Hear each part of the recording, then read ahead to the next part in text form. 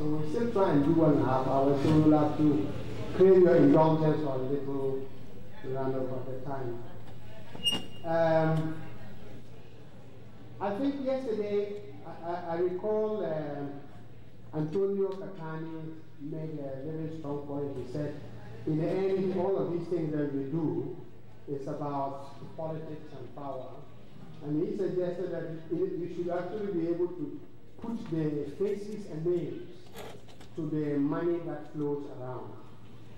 And I think this afternoon's discussion on human rights also suggests that strongly, that is really ultimately about how we engage with power and politics. So this panel will not, session will probably not be able to put names to the money, but it's going to at least discuss the institutional mechanisms by which power is expressed and secrecy expresses itself.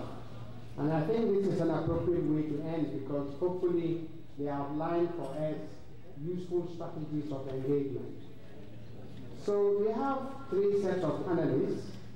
I think Ines Oliveira and Haley Campbell would share a presentation, which is 15 minutes. We'll just go down the line as it is. You're welcome.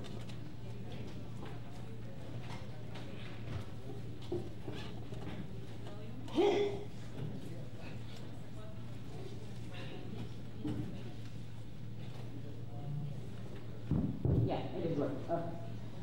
So no pressure after that introduction. I'll try to make it interesting. So first of all, thank you very much to the organizers, to Korea for getting us here, and to everyone else for being here in the last panel. It's great attendance. We will try to make it interesting. However, our conclusions are slightly depressing, so I apologize for that in advance. Haley and I, we are from RUSI, the Royal United States. And therefore, we present a slightly different approach to some of the topics that have been discussed here yesterday and today, in the sense that they are analyzed and sort of put together from the point of view of security. So from that perspective, we will focus on financial secrecy and the ways in which international organizations have worked together to counter financial secrecy and to manage it or eliminate it. I forgot the clip. Right, so for a little bit more context, at the Royal United Services Institute, we specifically work for the Center for Financial Crime and Security Studies, and the Center looks at issues from the intersection of finance and security, arguing that illicit financial flows lead to insecurity through the support and maintenance of informal economies, and for the purpose of this conference also grey economies, things like capital flight, organized crime, parallel economies, etc. We also look at a number of other topics, so if you are interested in any of them, please come to us at the end, and we'll talk a little bit about it and how we put it all together with illicit financial flows. So our paper that we're still working on, so all your comments are very welcome, focuses on financial secrecy, which is a very small element of the wider scope of financial crime. It focuses on some issues that already were talked about here, illicit financial flows, for example, but from a global governance perspective. So we look at it from the institutional sort of global framework, taking into account some of the lessons learned already, but also things that could be done in the future. In this research, we investigated the ways in which international organizations, and by that I mean things like the World Bank, IMF, UN, and OECD, have worked together to promote the end of financial secrecy in different ways, and through their different programs. In particular, we tried to answer 2 questions. To what extent can IOs effectively work with governments for that end, and which are the most successful instruments of change?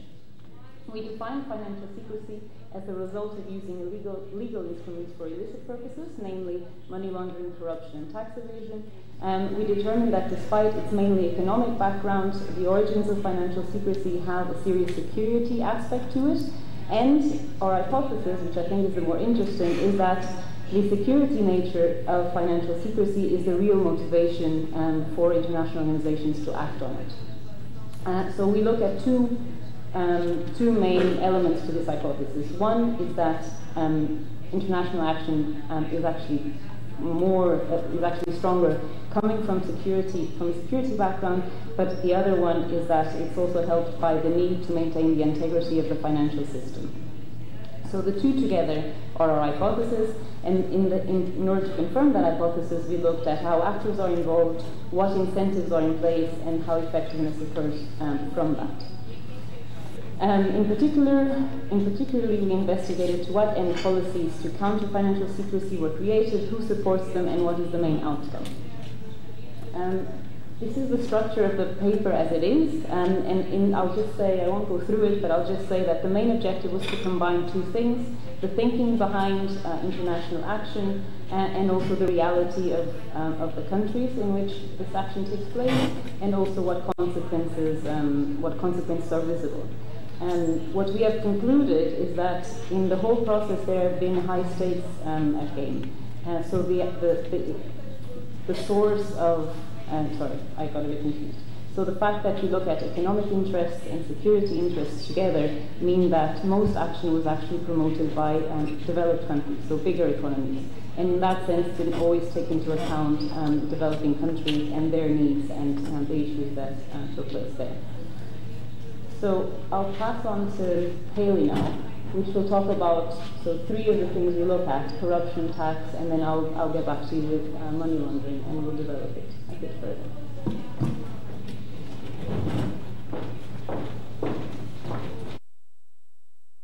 Hello everyone.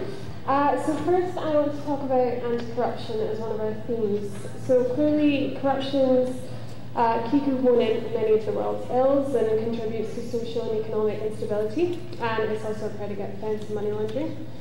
The anti-corruption sphere is a mix of civil society organisations such as Transparency International and Global Witness, and also international organisations who have been spurred on by national governments. I'd say that the Anti-Corruption Summit 2016 was a watershed moment and led to the signing of the Global Declaration Against Corruption. Key components of which are ending the misuse of anonymous companies to hide proceeds of corruption, driving out professional enablers, increasing transparency of government budgets, tracking down stolen assets. So this declaration complements the UN Convention Against Corruption, which is the world's most comprehensive anti-corruption instrument, and covers some of those aims, as well as international cooperation, technical assistance, and information exchange. One thing I'd like to say something about is the TI Corruption Perceptions Index, which is a result of a global survey. Citizens believe corruption in their country to be, and it's used widely by public and private sector, thus influencing the global perception of its subjects. It draws on a variety of international surveys and assessments of corruption, but has been criticised as it's so hard to define what exactly corruption is, and embeds elite bias into its findings. However, I thought it was worth mentioning because it has had the effect of galvanising initiatives sponsored by the World Bank and the OECD, and shines a spotlight domestically on certain corruption issues. One country in particular, the UK, which hosted the 2016 summit, has been vocal about its legislation and drive to tackle corruption. The UK has introduced a Persons in Significant Control Register, which aims to tackle the problem of shadow directors controlling companies without being identified. However, while Companies House has chased up those who are yet to give this information, there are currently no penalties in the UK for not complying. The UK has also recently passed legislation to create a register of beneficial owners in overseas territories. This has been hailed as a huge win in the fight against corruption, tax dodging and money laundering in the UK, but it has the potential to cause somewhat of a political crisis between the UK and its territories, with protests and showdown talks planned, owing to the fact that the overseas territories do rely fairly heavily on the secretive financial services sector, I'm sure you all know. Another tool, an interesting tool, is unexplained wealth orders, which has now come into force. They're an investigative tool which can be used by law enforcement, and the person must be a PEP. Their known income must be insufficient to obtain the asset, such as property, and the value of the asset must be greater than £50,000. So all of this is to say that Despite these moves, the National Crime Agency still estimates that billions of pounds of dirty money flow through the UK every year, and it's undoubtedly a hub for those wanting to stash their cash in London property, for example. So while there has been a change in attitudes and promising legislation, the question is, does the City of London undermine the international efforts that it's supposedly spearheading? And as anti-corruption efforts go, the UK has had an important role in pushing them forward internationally. However, as seen by domestic practice, it's unclear how much it has applied the very measures it promotes internally and not just shifted the problem abroad. Sorry. So I will say a little bit on tax and transparency. So of course the Panama Papers, Paradise Papers and various international investigations into how the global elite structure and hide their taxable wealth means that it's no longer deemed palatable by citizens that there are seemingly two sets of rules, depending on who can afford to hide their money offshore. The EU also maintains a list of non-cooperative tax jurisdictions, which my fellow panellists will speak about in more detail, but just to say one thing about it, the list is linked to EU funding from sustainable development, strategic investment in the external lending mandate, which means that that funding can't be channeled through the countries or organisations in the listed countries. However, the system has been criticised with Aurore Chardonnay, Oxfam's EU policy advisor on tax and inequality, saying that the EU is rushing to take countries off the blacklist without it being clear what they've actually committed to improve, which is further undermining the process, and that the EU government should tackle tax havens within the EU with the same urgency.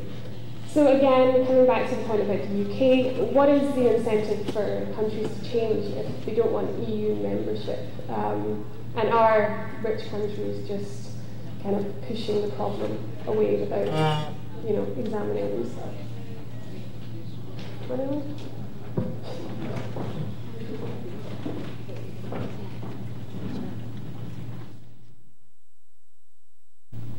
Right. So the final and more interesting, for me anyway, example is the one on money laundering, because I know more about it, but also because I think it's the more meaningful one. So what the point we're trying to make is that measures work when international organizations and states work together.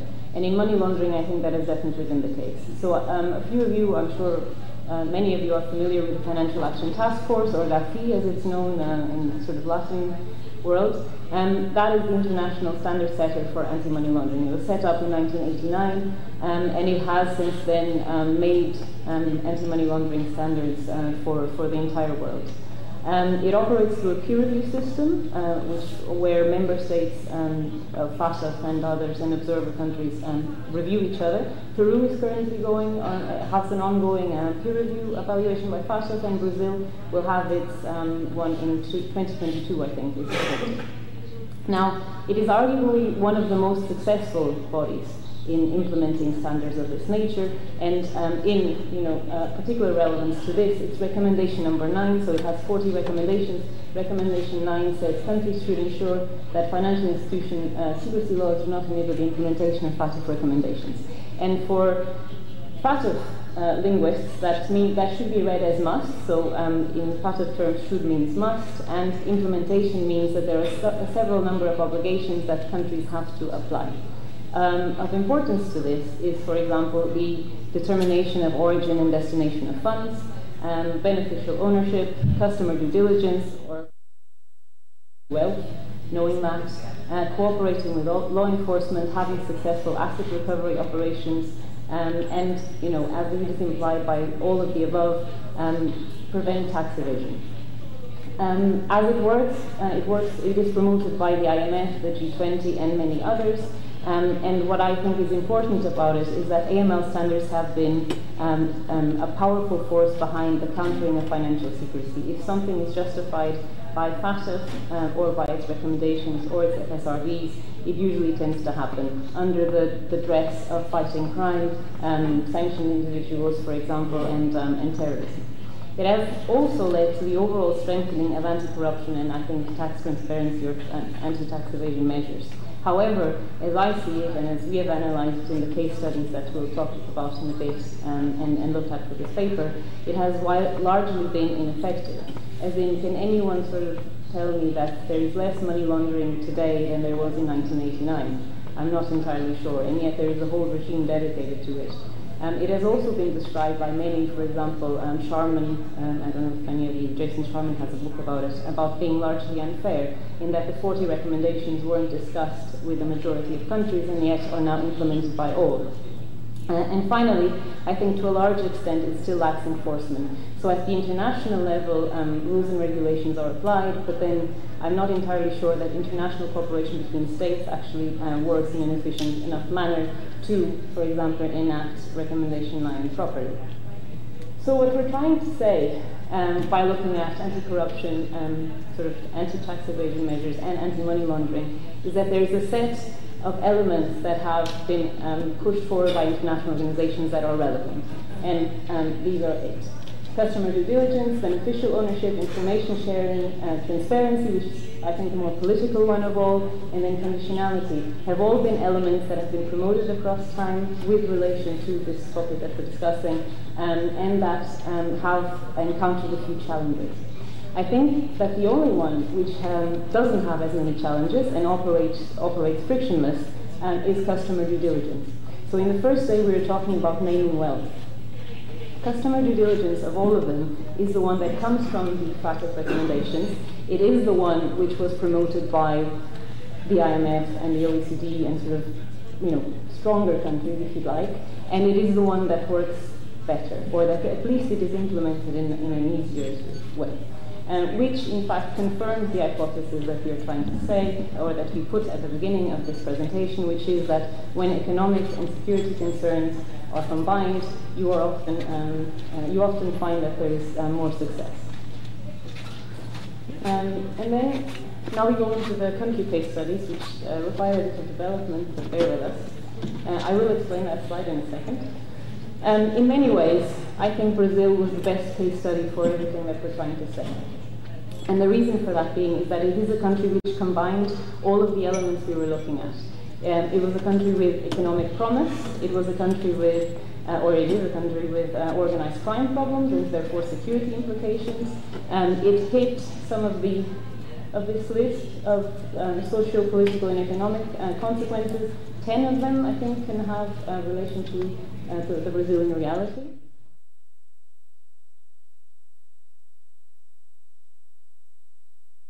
At some point, it did have the power and the diplomatic capacity to negotiate standards if it wanted to, at a regional level, but also at a global level. For example, as regards anti-money laundering, the FATF 2010 report gave Brazil a very good grade. It said that it had comprehensive anti-money laundering laws, even though some of them were being passed in Parliament at the time. It had a good anti-corruption framework, and as regards Recommendation 9, for example, it was graded as being largely compliant, which is a very good grade in FATF terms. So what happened? How is it that a country that from a regulatory perspective is actually doing very well, and then is faced with major corruption scandals and major money laundering scandals? And that's how we come to this slide. Our general conclusions from this case study and others, and from looking at the 3 sets of policies that we looked at, indicate that change is often something, or structural change is often something that has to come from within. So in Brazil's case, the regulatory framework is okay. It can need improvement, but that doesn't seem to be the issue. The issue seems to be effectiveness and actual cooperation with law enforcement, international cooperation with law enforcement, things like asset recovery, and so very practical issues that go beyond the regulatory and into a more practical nature. So our response is that perhaps the answer is to look at the flag and read Ordem em Progresso and move forward in that way.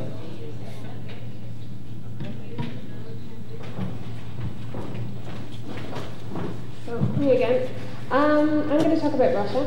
And following the collapse of the Soviet Union, Russia has had to carve its own niche and faces diminishing the still apparent influence in neighbouring states and economies. Much has been written about the rampant corruption in Russia, and the Panama Papers and the recent Russian laundromat investigation have shed some light on how much wealth is held by such a considerably limited number of people. through various complex structures and using an array of international methods. Unlike Brazil and South Africa, our next case study, Russia does have a permanent seat in the UN Security Council and it participates in G20 discussions, therefore being able to block or shape movements that it sees as harming national interests, including in the case of anti-money laundering and corruption efforts through international sanctions lists and other ways. In fact, Russia has abused FATF recommendations on the financing of terrorism by civil society to crack down on dissent in the country. I think when examining Russia, it's important and interesting to look at other post-Soviet states who've experienced similar economic difficulties, but with a target of different incentive structures.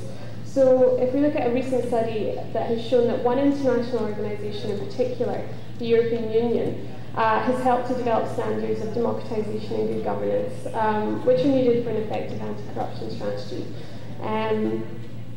So this means that due to its much greater internal economic impact than other incentives, the EU's influence has been striking in countries such as Latvia, Lithuania and Estonia, in particular when compared to Russia itself and the Central Asian states.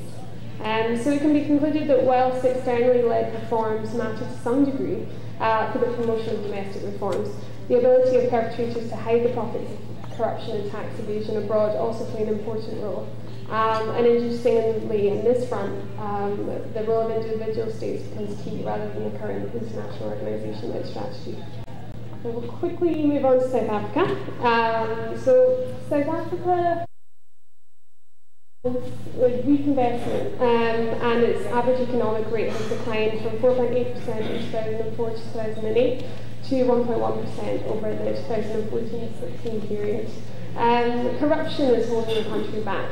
And in 2017, the ANC lost its majority in a lot of local elections, in part because it failed to adequately address corruption concerns. Former President Zuma now faces 16 corruption charges.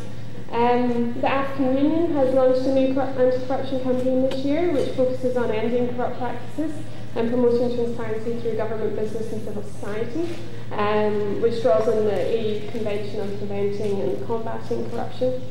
And the UNDP and the UN Economic Commission for Africa have provided training to civil society organisations on the link between corruption and development, which I think is very welcome and important in the country. In the World Economic Forum, South Africa has fallen from 47th place to 61st in their Global Competitive Index, and their Executive Opinion Survey of 2017 has ranked corruption as the most problematic factor for doing business in the country, which of course has a negative impact on foreign direct investment. It's not a member of EITI or FITI, despite transparency being a key theme of UNDP projects in the country. And really, it's not keeping up with other emerging African nations in an increasingly competitive global market. Its problems with corruption appear to be deeply rooted in the country's political history and current government structure. And once more, international influence does not appear to have had a significant impact on internal change.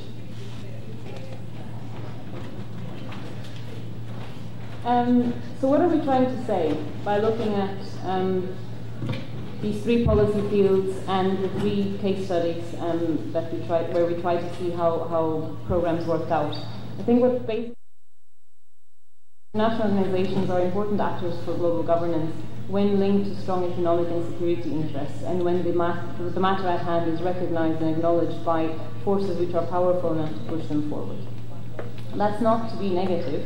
I think it just teaches us that the narrative and the allies have to be right in order for things to be effective. Ending financial secrecy to this extent, or to the extent where we've looked at it, for example, from the anti-money laundering framework perspective, doesn't seem to be essential in the fight against terrorism, for example, or in order to preserve the integrity of the financial system, which is quite often what is mentioned by the IMF, which is its mission. So in order to get around that, what we are looking to identify is ways in which international organizations can make programs more effective at the domestic level and become less attached to these international priorities. So things like, the things we're still working on, and the questions we'd like to ask is whether, for example, developing better timings to the programs would be an answer, work on specific contexts at the domestic level will be an answer, shaping programs according to electoral schedules, for example, because quite often if they take too long and they go over different country priorities, that means that they lose their effectiveness. And finally, focus on effectiveness. So I know I already had some discussions with some of you that FATF's focus on effectiveness is often counterproductive, but the truth is that it tends to get things done. So I think to what extent do we want to follow the peer review model and FATF's model to other areas is an interesting discussion. We do have some policy recommendations which we're working on, but we feel like would help that we looked at being more efficient. For example, development of specific programs, investing in local public awareness, which is a suggestion I have for the session after this one. Sustainable development goals must allow for different timings, again, and achievement metrics, and increased monitoring and partnership of the measures being implemented. So thank you very much. And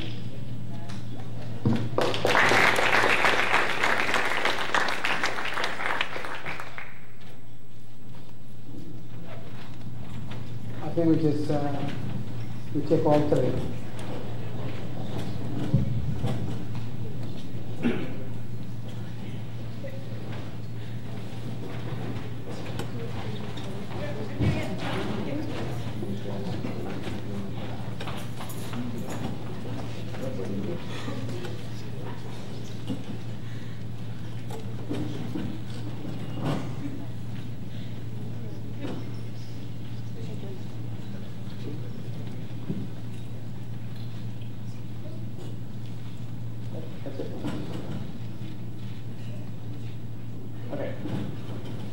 Great.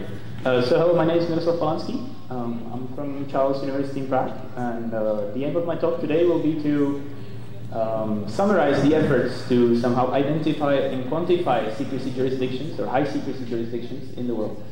This is joint work with Petr Jansky, also from Charles University, and Marcus Mainzer here from Tax Justice Network. This is part of the COFRS project. All right, so let me just quickly position this work into the taxonomy of tax haven. So when it comes to tax havens, you know, the most obvious thing that tax havens offer is a favorable low tax environment. Okay, so not only low statutory tax rates, but also other advantages for taxpayers. So the efforts to tame these tax havens have been in two main ways. So one of them is the blacklist, which we're going to hear more about. The second one is developing now in the form of the Corporate Tax Haven Index. Now, what I'm going to speak about today is the second dimension, the second important dimension of being a tax haven, and that is high secrecy that some jurisdictions offer. So the most famous or the most developed, advanced approach to quantify the secrecy is the Financial Secrecy Index, as published by the Tax Justice Network. And I'm going to talk about today about not only the Financial Secrecy Index itself, but also to an extension that we've been working on, and that is now in the form of a working paper and will be hopefully done into a tool for policymakers. All right, so the objective of the FSI is to rank jurisdictions based on the level of secrecy that they provide. And so it's been published already 5 times since 2009. The last one was in January 2018. Just to get a sense of how deep I need to go with the FSI, can I see hands of people who have been working with data from FSI? Great, I see many hands. I see many also creators of the FSI, so that's also. So I'm not counting those. All right, so for maybe for the others that are not that familiar with the FSI, so it has 2 parts. It has the secrecy scores and the global scale weights. The secrecy score is basically a qualitative measure of secrecy that each jurisdiction offers. It's measured in 20 indicators. We call the key financial secrecy indicators in 4 areas to ultimately arrive at a qualitative measure of financial secrecy. Okay, so from 0, that it would be a country that is not secretive at all, to 100, to a country that is as secretive as possible. The other part of the index is the global scale weights. The reason that it's even there is that secrecy itself would not really be harmful as long as nobody used it. Okay, so we try to somehow weigh it by this global scale weight. So what we would like to measure is the cross-border activities that abuse financial secrecy. Okay, so that would be the ideal. Obviously, there's no such data. So what we use as a proxy for this is exports of financial services from the IMF's balance of payment statistics. Okay, so we ultimately arrive at a measure of the share of the total of the each jurisdiction's exports of financial services on the total cross-border financial services that are provided in the world. So we get a measure from 0, which would be a country that has no exports of financial services. This would not matter at all, up to 1, which would be a country that provides all of the cross-border financial services globally. Now to combine those two, obviously they have very different distributions, these two data sets, and we need to somehow combine them into one number, so that's a big challenge. What we ultimately do is that we cube the secrecy score and we take a cube root of the global scale weight. I'm not going to get into why this decision is the way it is. It's because it's any decision in this matter would be somehow to some extent it would be subjective, okay? Because we would have to ultimately decide whether secrecy is important if a lot of people use it, or whether it's not that much important, okay? If nobody used it. All right, so maybe the best picture, I think, that describes what the formula does to the data is this one, produced by the European Commission. So kind of you have the global scale weight on the x-axis and the secrecy score on the y-axis with the FSI on the z-axis. And basically what the formula does is that if you have a jurisdiction that is very secretive, so has a high secrecy score, and it increases its global scale weight, so kind of attracts more residents that would like to use the financial services in that jurisdiction, it will increase the FSI score of that jurisdiction much more than if the same increase in the global scale weight was realized by a jurisdiction that is not secretive. Okay, so kind of that's the weighting that the formula does. So ultimately we arrive at a ranking of jurisdictions with Switzerland at the top for this year. It's been very successful, covered by all the global media outlets. It has been a very successful project.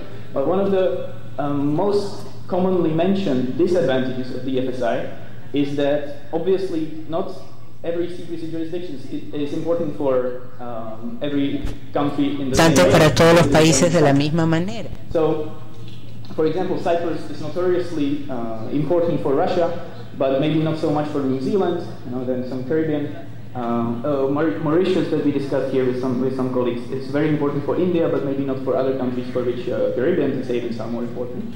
So basically, the question that we want to answer with the bilateral financial secrecy index is which tax havens or which secrecy jurisdictions harm which countries and how much. Okay, so to somehow transition from the FSI to the BFSI, what we do is we develop a bilateral scale weight, which is an analogy to the global scale weight, which then measures the importance of secrecy jurisdiction J for country I. Unfortunately, exports of financial services are only available unilaterally, so we don't have bilateral data for that. So we have to use a different proxy, which is, in this case, the IMF's value of portfolio assets from the Coordinated Portfolio Investment Survey. So then we use the same formula to combine the two. So you have the secrecy score of the jurisdiction J, the secrecy jurisdiction J, combined with the bilateral scale weight between country I and the secrecy jurisdiction J. Ultimately, we arrive at a measure of the harmfulness of the secrecy between country I and secrecy jurisdiction J. All right, so to the results. This is the top 10 secrecy jurisdictions according to the BFSI results for 3 rich countries, Germany, Japan, and the US. You see that while for Japan and the US, Cayman Islands win, for Germany, some European secrecy jurisdictions are more important. Then I figured that if we're in Latin America, so I should also include some results for Latin American countries. So here is one for Peru, Brazil, and Chile. You see that some Caribbean islands play maybe a bigger role than for the rich economies that I showed in the previous slide. With maybe Panama being the most important addition between these two slides. All right, what the BFSI also does is that it quantifies the secrecy, okay? So not only ranks the jurisdiction, but also assigns a number to the BFSI value. So we can somehow compare the relationship and see the relationships between different countries and see which ones are the potentially most harmful ones, okay? So here's a list of the most potentially harmful relationships, so the ones that with the BFSI value the highest. Okay, so if we were to globally fight against secrecy, these are the relationships that would do the most to tame. Okay. All right, another way of looking at the BFSI results is to group them according to some, or for some international organizations or some groups of countries. You can do basically, you can easily combine it for any number of countries. So this one is for European member states. The reason that I did this is because there is one policy developing or underway that is the blacklisting and graylisting of tax havens going on in the European Union. So this list automatically excludes European secrecy jurisdictions, just as the tax haven lists do. And that's because I wanted to directly compare it. So you see that there hasn't been much change going on. Here's the blacklist and here's the gray list with its different edition. It's updated every 2 months now. So keeping us busy, to update this table every 2 months. You see that there are only some changes with the United Arab Emirates coming from the blacklist to the gray list, so kind of committing themselves to cooperate. And there is British Virgin Islands that have been added to the gray list in March. They have been, before they have had an exception because of some natural disasters in the Caribbean. All right, so you see that what I want to say here is that the EU has done a pretty good job in identifying the secrecy jurisdictions. So only 3 of the top 15 are not included now on the gray list. So they have been assessed, but they have not made it to the list.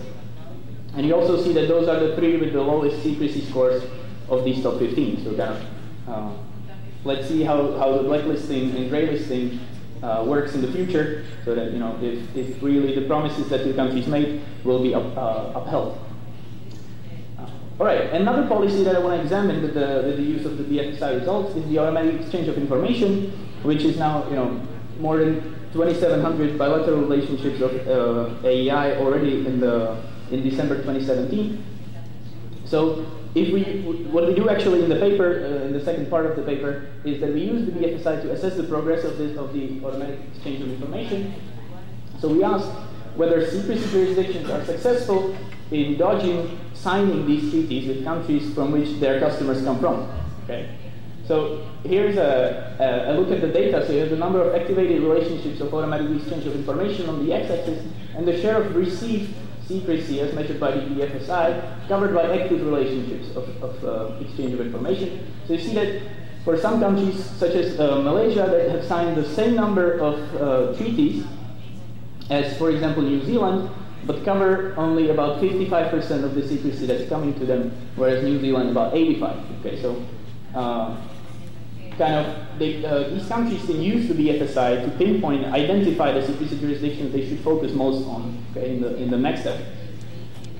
Another graph is, a different look at the results would be to look at the secrecy jurisdictions themselves and see whether, whether they have been successful in not covering the relationships that are important for them. So you have the share of supplied secrecy here on the y-axis, and the FSI result from 2018 here on the x-axis. So you see a negative relationship for those countries that have signed at least some AEI treaties. You see also a lot of jurisdictions that have not yet entered into the system, with the US being here the largest according to the FSI. All right, if I look only at the secrecy scores in the FSI, so I should say at this point that we exclude from the secrecy score KFSI 18, which focuses precisely on automatic exchange of information, so that would drive the results. You see also a negative relationship between those that have been signing some treaties. You also see that only jurisdictions that have high secrecy, so there are no jurisdictions here, so only these have not yet signed any AEI treaties. So kind of, if there are any policymakers here, so you can now look at our paper, at our results, and get them up there. All right, thank you. That's all from me.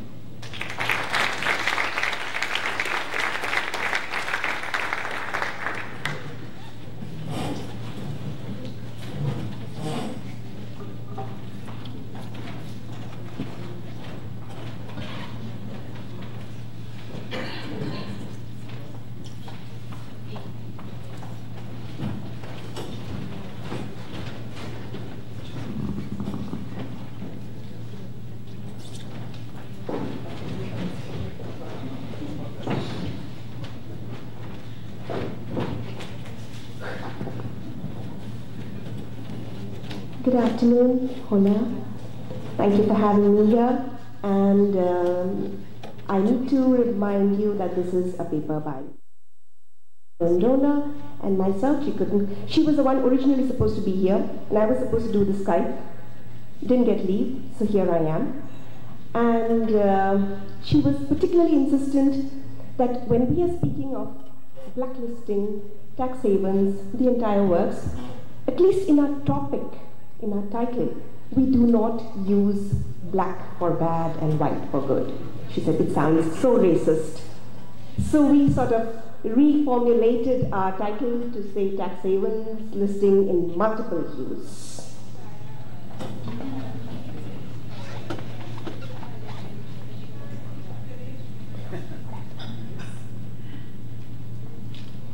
Okay.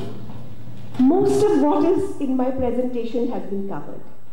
So that sort of allows me 10 minutes to shorten, speed through, and wind up this session 8.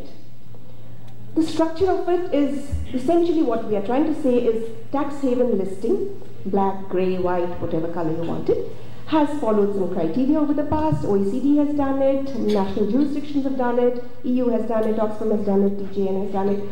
The entire evolution of this process has had, obviously, a lot of politics, a lot of real politics, a lot of pressures, subjectivity, non-transparent processes, all of which has been done to death in discussions. So what am I going to cover now in my next 15 minutes? The paper will proceed on a background understanding of why we need to do this blacklisting. Again, arguments done to death. We have all the statistics from the 7.4 trillion estimates to the 20 to 30 trillion estimates of Henry to Boston Consulting Group's 10 to 11 trillion losses. So illicit financial flows, criminality, secrecy, tax avoidance, tax evasion, all the arguments for saying that tax havens are bad, that something needs to be done, and the original very sort of rule of thumb way of handling the situation was, okay, draw up a blacklist, identify the bad guys, so that we know who are the good, who are the bad, we ensure that sanctions are applied, and then it's a simple, neat, happy world. Doesn't really work that way, because OECD started off with what, to my mind, even to date, was the best combination of factors. Simple. See, anything in life, if you simplify it, it's effective. That's what I teach my children. Don't tell lies. If you try to go, truth is simple.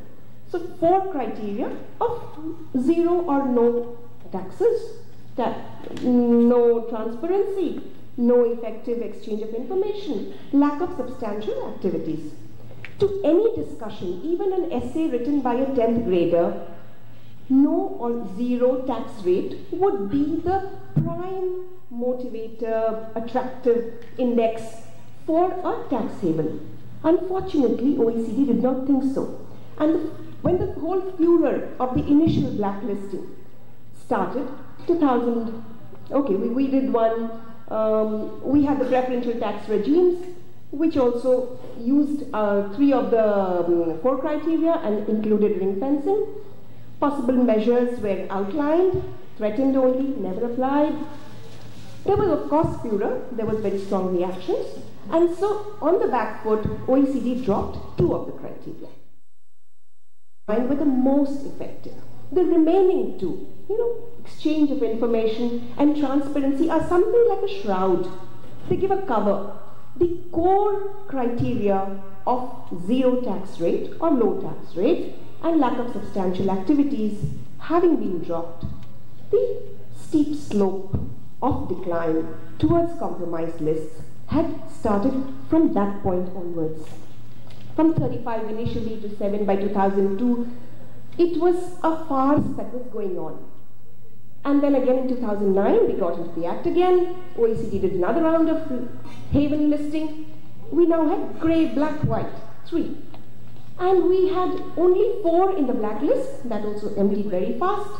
And what did we do? We said 12 jurisdictions have to sign tax information exchange agreements with each other. Why 12? No one explained it to me. Maybe it sounds like, a good dozen, half a dozen. What was it? Baked in a pie?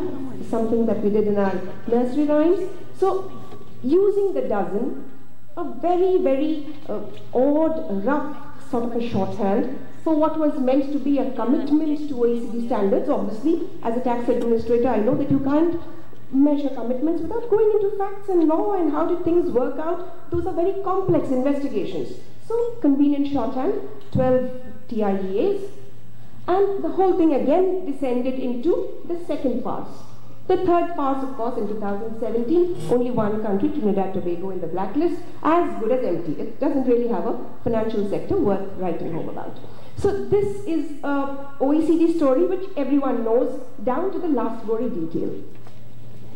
So to my mind, the question was, how did they think that without taking into account low or nil tax rates, they could define what is a tax haven? Well, they did. And then the strangest part was that everybody else continued to follow their 4 criteria model. US followed it, the national blacklisting countries, they followed it. Who else followed it? US GAO followed it. US states who brought in laws to protect the tax bases and introduced unitary taxation, Montana, Oregon, Rhode Island, Washington DC, all of them used the 4 criterion base, but OECD had dropped it. And OECD's 2017 criteria, commit to a CRS standard, commit to EOIR, to exchange of information on request, was somehow, to me, appeared very redundant. Here was the whole world talking about automatic exchange, and there was OECD setting out, requiring a commitment to request-based exchange of information. This was the OECD saga. We just thought, then let's do a little national blacklisting story. Obviously, we could not do an exhaustive thing, so we just sort of picked as a sample 4 countries. I can't be preaching to the converted here. So in Latin America, I shall not go through the Brazil, the Ecuador, and the Mexican details. They are all there. I was certain that I would put 1 country per slide. So some of the slides appear cramped, but the takeaways from each is that these were bold lists. These were courageous ways of defining tax havens. Brazil, for example, zero tax was retained. Laws on beneficial ownership, good criteria. Privileged tax regimes, where, of course, they introduced a grey list, tax benefit to non-residents without substantial economic activities. Unlike the OECD list, which only threatened sanctions, never really went out there and implemented it, these national tax blacklists have got their consequences well framed and actually applied in practice. So the consequences are transfer pricing in all cases. This will come in country after country, just with some combination of one or the other. Higher withholding, stricter thin capitalization norms, denial of beneficial customs treatment. The important part for me was that these guys showed spine.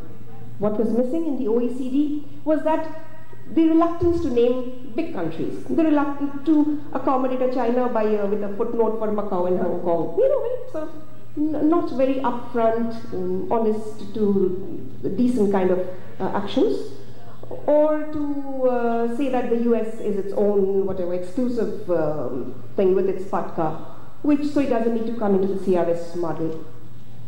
The Brazilian blacklist identified the United States limited liability corporations, and the case of Switzerland and Ireland, of course, represents the conundrum here. Switzerland came in, got suspended, applied to be not taken in as a blacklist, remained suspended, and then gradually was moved out. Ireland expected the same treatment, applied not to be treated as a blacklist, unfortunately continued to remain on the blacklist. So to me these showed that the relative political weight, the negotiating abilities, the realpolitik, the whole miasma of power that surrounds the interplay of factors that go into such decision makings. This was a classic example. Switzerland entered, exited through a suspension. Ireland entered, wanted to exit, could not. The criteria for both that was applied was the same.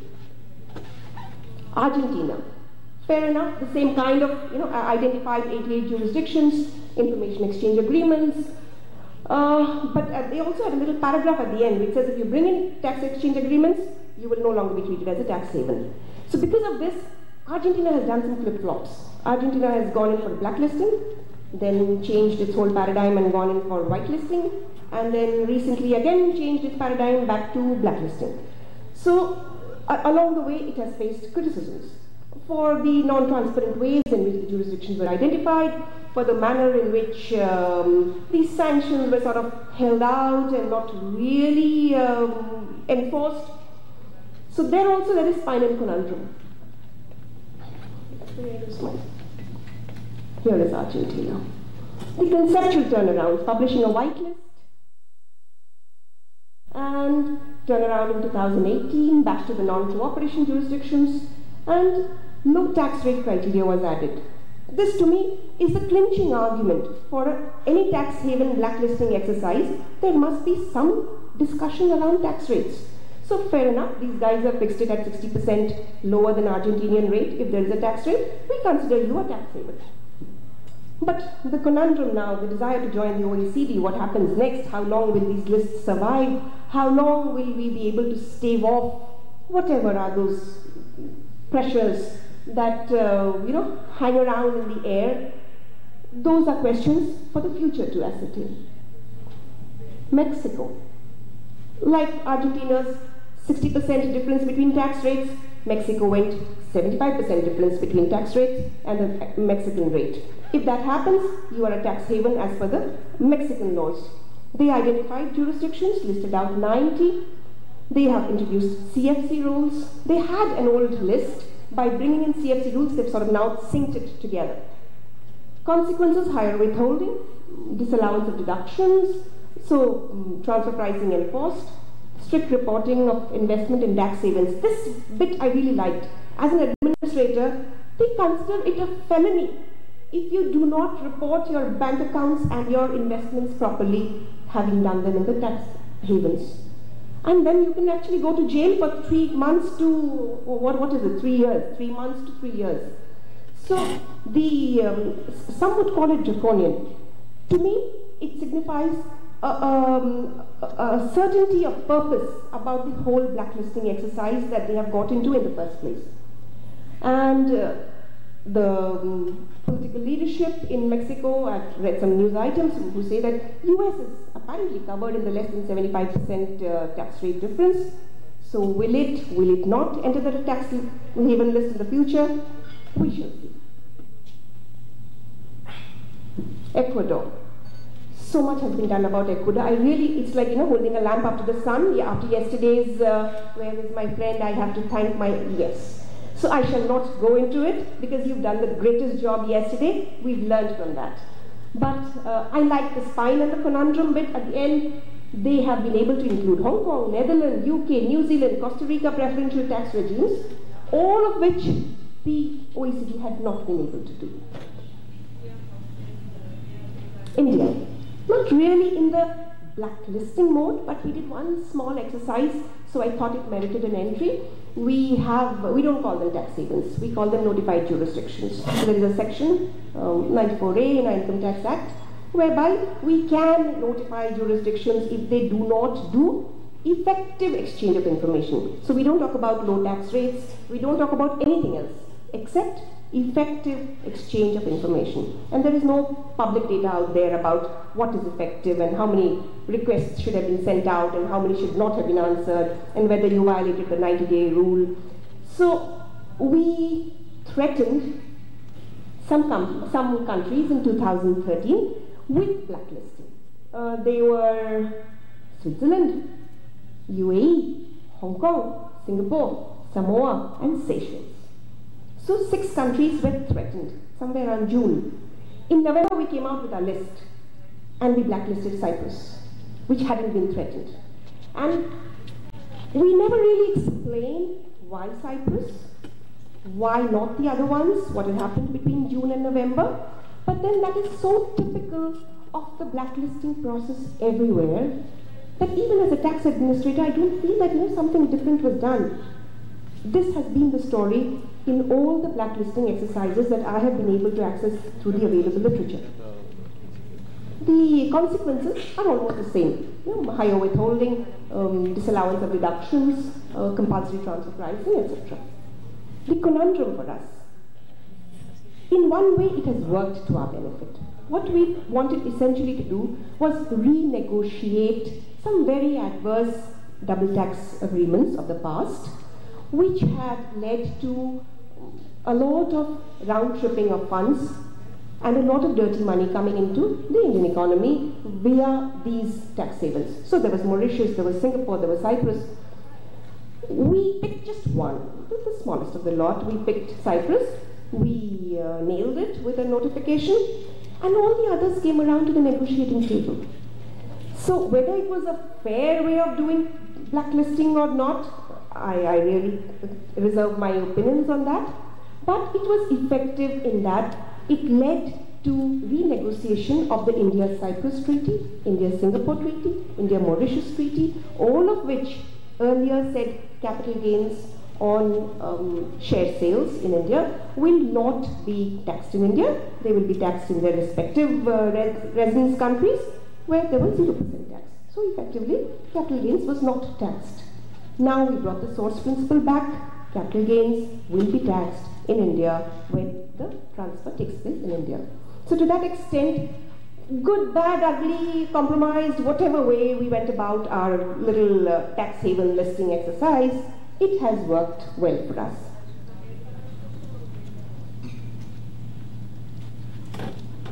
Listing by the EU, I wish Veronica was here, she would have done a great job. I'll just sort of slip into a rather big shoes. In 2015, we had the pan-EU list, at least 10 who were shared in common by the national blacklists of the EU member states. That came out. It was supposed to be a precursor to a common list. The common list went through the process of scoreboard, screening, listing. All of that is sort of now so well discussed that let me not spend time on it. There were 3 risk indicators, the transparency, EOIR, and the automatic exchange. And I'm happy to note that the zero tax rate was once again brought back into a multilateral effort at blacklisting. To me, the whole exercise and the whole study that I did, that was the one little point that stood out and touched my heart. Screening was done. There were 3 criteria. And everybody said that was done to keep the US out because it had not committed to the CRS. And you had criteria 1, again 3, harmful tax regimes. Let me not read through. And we also know what happens. 17 jurisdictions came into the blacklist, 47 in the grey list in December. 6 weeks later, 8 were removed. In March, those who had suffered the tornadoes, the hurricanes, whatever, some of them were pulled out, introduced into the blacklist. Some others were dropped. In May, some remained, some were dropped. Finally, 7 in blacklist and 65 in the grey. Why someone moves from the black to the grey? The ostensible reason given is that they have made public commitments at the highest political level that they will introduce this, blah, blah, blah, blah, blah. What commitment? For which specific action? To what extent? By which deadlines? By which timelines? Has never been revealed. So neither do I know, nor does civil society know whom to hold accountable for what. So essentially, that whole process of moving from a strict blacklist, if indeed it is a strict blacklist, into a less regulatory, lax, flexible grey list is a non-transparent process. And being non-transparent, it is non-transparent enough not to even be possible to hold accountable. So to me, the whole EU listing, the change were all in these details. You know, Mahatma Gandhiji always said that means must be good if your end has to be good. You cannot use compromised means to reach noble ends. So if your means have been secretive, you have a code of conduct for business tax group, which is highly secretive, which doesn't put out in the public domain who it spoke to, on what conversations, and then reaches the blacklisting conclusions. I feel when the method has been non-transparent, secret, and sort of vitiated, you cannot expect that the end will be non-compromised, absolute, you know, hunky-dory glory and bright as the sun in its effects and consequences. So somewhere, the very fact that it was a secretive process and it required so much pressure for even the list of countries to be revealed that has come out, I think, in a June 8th list. On June 8th, they have revealed that, 92 jurisdictions, who were the 92, the 213 original ones who were on the scoreboard, who were those 213. So, to find out whom they contacted and whom they sifted out from the original basket required a very difficult process of extracting information. That is not the way to create honesty. It is not the way to create transparency, truth, valor, glory, any of the honorable values that, a society, a multilateral organization, decent people like, I believe all of us in the room, normally uphold. And the very fact that those who were the member states were not considered eligible for being examined for whether they are tax havens or not, even though some of them are notoriously well known as secrecy jurisdictions. Okay, this is not visible, it wasn't intended for this. We have taken 99 jurisdictions, 7 lists, starting with the FATF list, going on to the the FSF list, the OECD original list, the OECD 2009 list, the OECD 2017 list, the Oxfam list, the EU 2015 list, and the EU 2017 list. We found 99 countries figured, so it's like list of names, 7 lists, yes, no, yes, no, yes, no. It's a very simple, there is nothing more. No scatter diagrams, no plots, no XYZ, nothing. It is as simple a kitchen exercise as you can do. List them out. And then just see who figures in all the lists, who figures in 6 out of 7, who figures in 5 out of 7.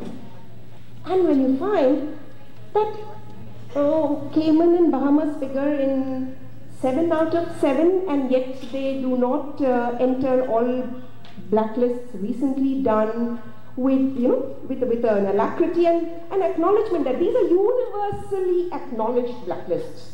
Should we be quibbling about whether they should be in a blacklist or not be in a blacklist? We found, Bahamas and Cayman goes, Panama, Cook Island, Bermuda, Marshall Islands, 6 lists. Impeccable credentials, secrecy, illegitimate actions, criminal jurisdictions, everything intact. And yet, Bermuda is missing in the EU list, Panama is missing in the Oxford list. I'm finishing. So, if the Oxford list was supposed to, preempt, because it used the same criteria as the EU criteria, I'm just missing, how did it miss out on Panama? And so the story goes on, which has to be concluded with some final thoughts, that tax havens show shift. How many? 37 new entries in the EU list. So in my chart of 99, they don't figure in any of the earlier lists. 37 new jurisdictions are now tax havens. I read somewhere that now Russia is planning its own tax havens for the future because its economy is dwindling, so it wants this as a route to puff up its economy. Lack of credibility in list making. Any article on tax haven that you read will always say there should be legitimacy, there should be credibility, there should be objectivity, there should be transparency. These are the touchstone gold mine kind of criteria which have to exist if a tax haven blacklisting exercise is to carry any legitimacy or credibility. Unfortunately, this is what has been missing in the entire spectrum of blacklisting over the last decades. There was an interesting anecdotal evidence of Tunisia. Tunisia entered the EU's 17 blacklist of December. 6 weeks later, exited. No reason told. And while it was there in the blacklist, it was sharing, corner space with notorious places like Panama and well-known secrecy jurisdictions. So there was furor back home. The citizens didn't like their country being up there, listed alongside Panama.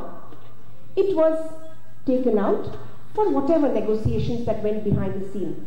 But one of the let's not call it gossip or rumor, but one of the news which was strongly making the rounds was that some trade negotiations were in the offing with EU, and this was a way to sort of beat Panama down and make it, she's shaking her head. I would love to be enlightened a little more on this. But, so when you go into a secretive process, you allow space for these kind of rumors, gossips, misdirected arguments to flood the discussion space. Okay, no commitment to CRS. US, we know it's a big elephant in the room, and yet no one has the temerity to stand up and call it out. I'm just hoping, keeping all my fingers crossed, because I know that the only one who can challenge the US is EU. And hopefully, some storm clouds seem to be gathering on the horizon there. I am hoping for a different kind of a future, inshallah, will be in my lifetime. Blacklisting has therefore become a blunt tool. It was always a tool. It was never strategy, it was never philosophy, it was just a tool to methodically, transparently, and arrive at something on which consequences would follow. Unfortunately, because it has become a blunt tool, its consequences are also anemic. Don't miss the blue. Because after all this churning of thoughts, after reading through this whole gory mess of, very non-transparent realpolitik pressure groups, kind of discussions, paper after paper, books after books, Veronica and I have come to hold that blacklisting is no solution. The whole exercise is bound to be mired in this kind of pulls, pressures, unfair treatments, realpolitik prevailing. It is better to think that sovereign nations need not be held captive to a system of parasitic financial structures to which we must respond by blacklisting some more, identifying some more. We need not. We can imagine fresh blue skies. Sovereign nations can set a higher normative bar. I remember in my economics classes in college, we were reading about trade wars. How certain they seemed, as if the whole world of trade wars would never end. Yet it did end. We did have GATT, we did have WTO, and we don't talk about trade war in the way in which we learned about it in college. So it is possible to imagine a world where there will be no financial secrecy jurisdictions, none of these dirty escape holes, and we arrive at the process through a multilateral, hopefully UN-based process of a convention. Let us imagine a world where countries sit down and draw up a convention for a financial secrecy. I have seen there are conventions of the UN for everything. There's one for biodiversity, there's for physically challenged, there's for human rights.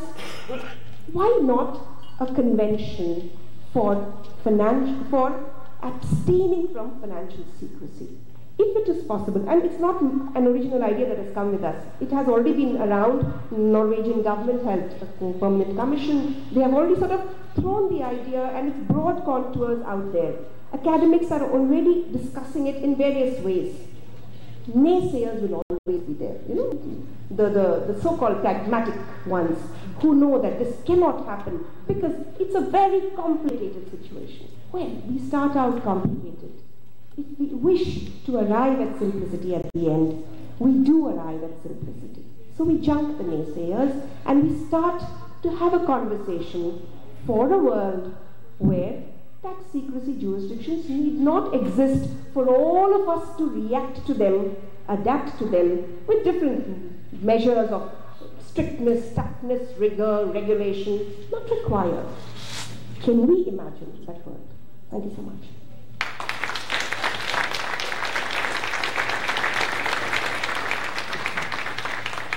You see why I said you need not feel miserable, because the ending is going to be fantastic. So 3 really substantive, complementary presentations. Unfortunately, you're probably going to have about only 20 minutes to discuss them. My 2 takeaways from Jahan Zep are the following. 1, you need not be holding centralized EU listing process.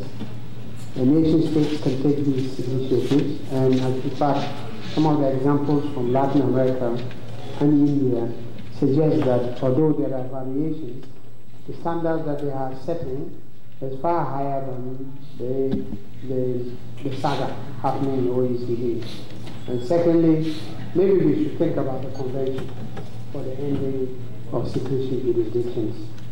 Miroslav has taken us one more step from the Financial Secrecy Index, one more step that allows us to look at bilateral relationships into financial secrecy. So we look forward to this also becoming active and your input to making this effective. Ine and Haley has taken us through some very practical ideas as to how we might engage the actors in financial secrecy, whether it's in relation to corruption or it's in relation to transparency or it's in relation to tax havens and so on.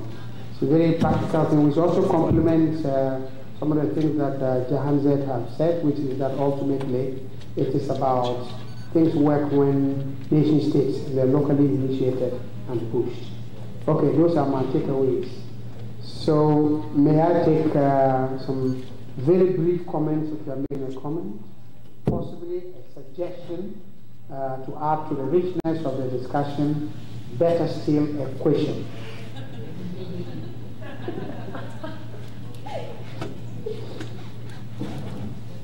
Okay, so you can take 3 and then we have a response.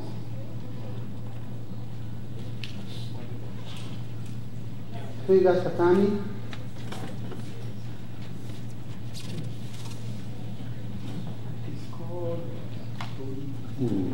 Vou retomar a frase citada do Gandhi, não se consegue fazer o bem com maus métodos. Todos nós estamos a favor, somos todos favoráveis à luta contra os crimes fiscais, é uma luta positiva, louvável, mas eu fiquei um pouco chocado com a utilização da bandeira do Brasil, e se eu bem entendi, era o Trump, apontando para o lema que é ordem e progresso, que é um lema positivista extremamente reacionário. E particularmente a referência à luta contra a corrupção no Brasil. A corrupção representa menos de 1% dos crimes fiscais. E a luta que está sendo travada na internacionalmente famosa Operação Lava Jato é uma luta fascista. Nós temos um juiz fascista utilizando métodos criminosos para barrar a expansão das grandes empresas brasileiras no exterior. So that companies can be left outside. So they are using illegal practices such as North American and English companies. But this fight against corruption is being used for state privatizations to promote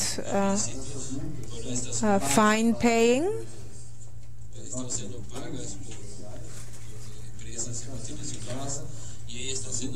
And this fight against corruption is being used to appropriate the national reserves in Brazil.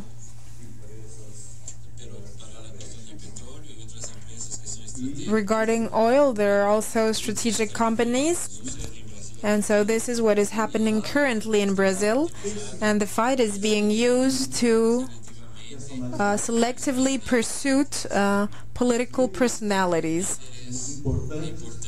Important leaders, progressive leaders, they are being condemned in the name of a false morality that is making them criminals. We have the Manipulate operation in Italy that has produced very bad results for Italian politics and morality.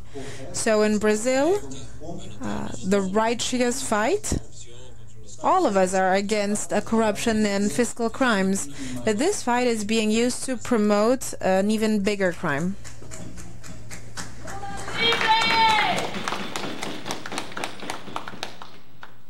May I ask you to kindly remind us of your name, so since we are closing, we might remember each other when you get the mic.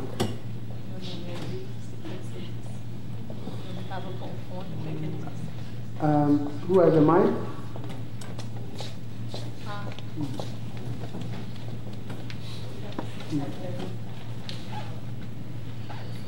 Mi pregunta, a principio me gustaría que, si es posible, todos contestaran. To you, I would like you to all answer my question.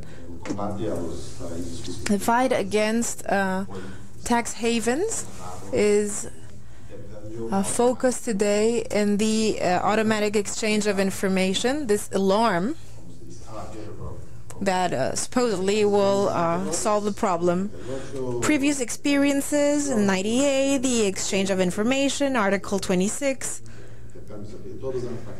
everything has failed. The experiences in 2008 failed also. So my specific question, I would like you to briefly tell me, do you believe that the automatic exchange of information is more of the same, or will it fail also? You just have to say yes or no. Hopefully they say a little bit more. One more person. That, okay, let's say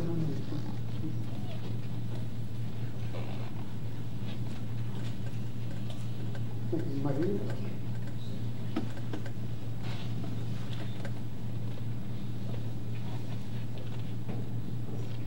Well, thank you. Thank you for your presentation. I really enjoy. I could discuss 1 hour, 2 hours all the afternoon with you. I'm not going to go into the European Union, but I think that we need to distinguish tax havens from preferential regimes offered by countries that are fighting against tax.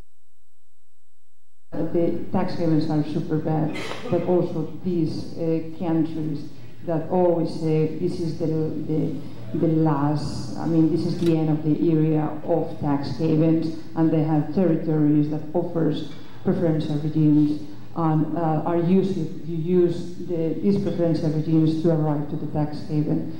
I think that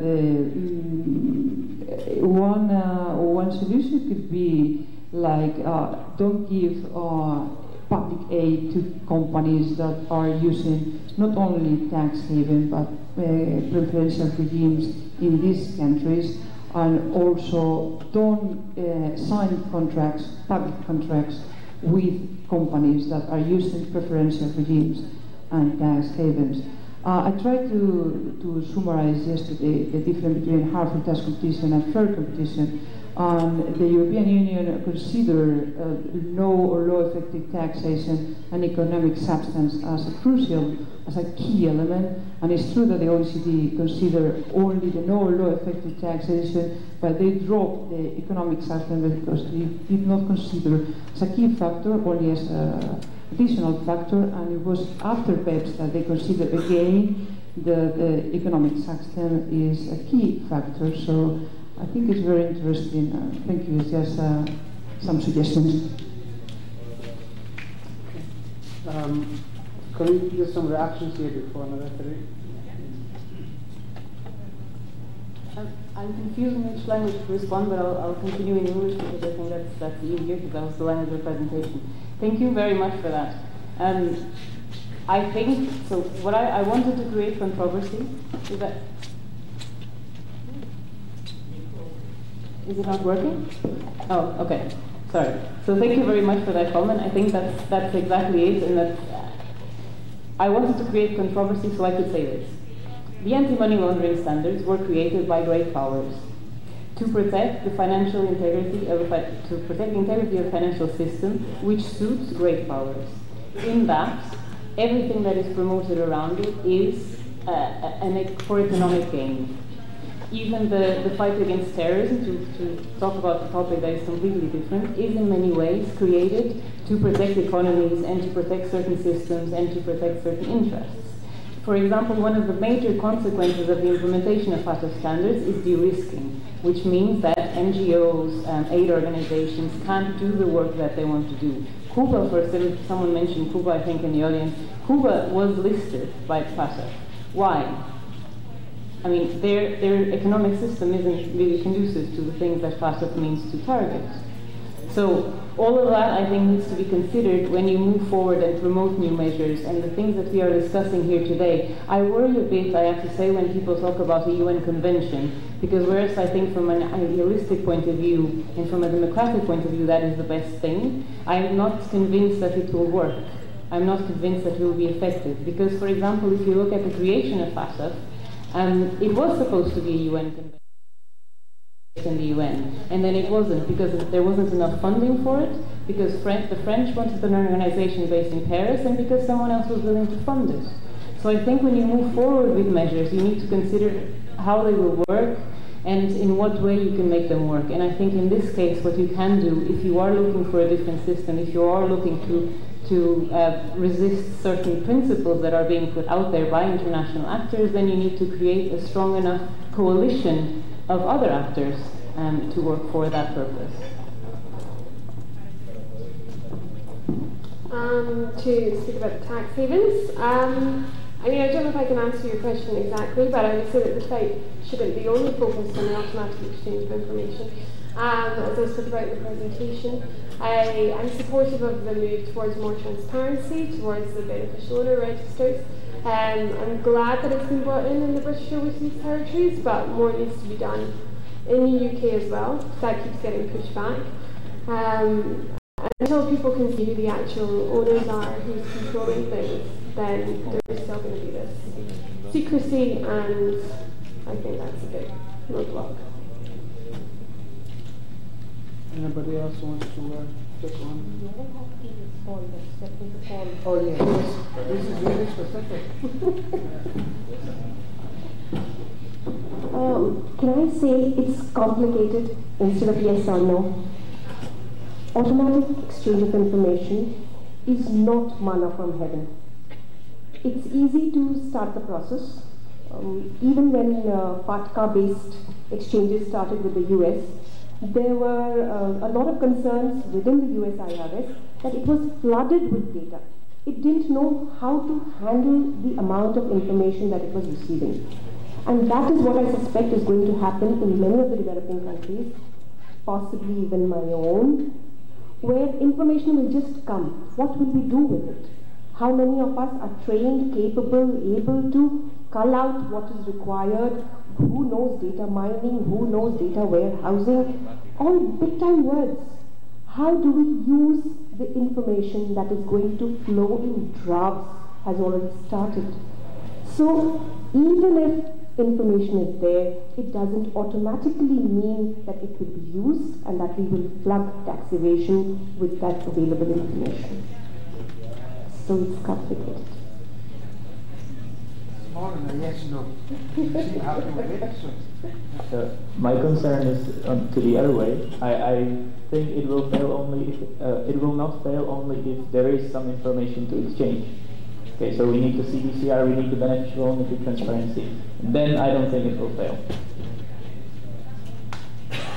So one more round and then we close.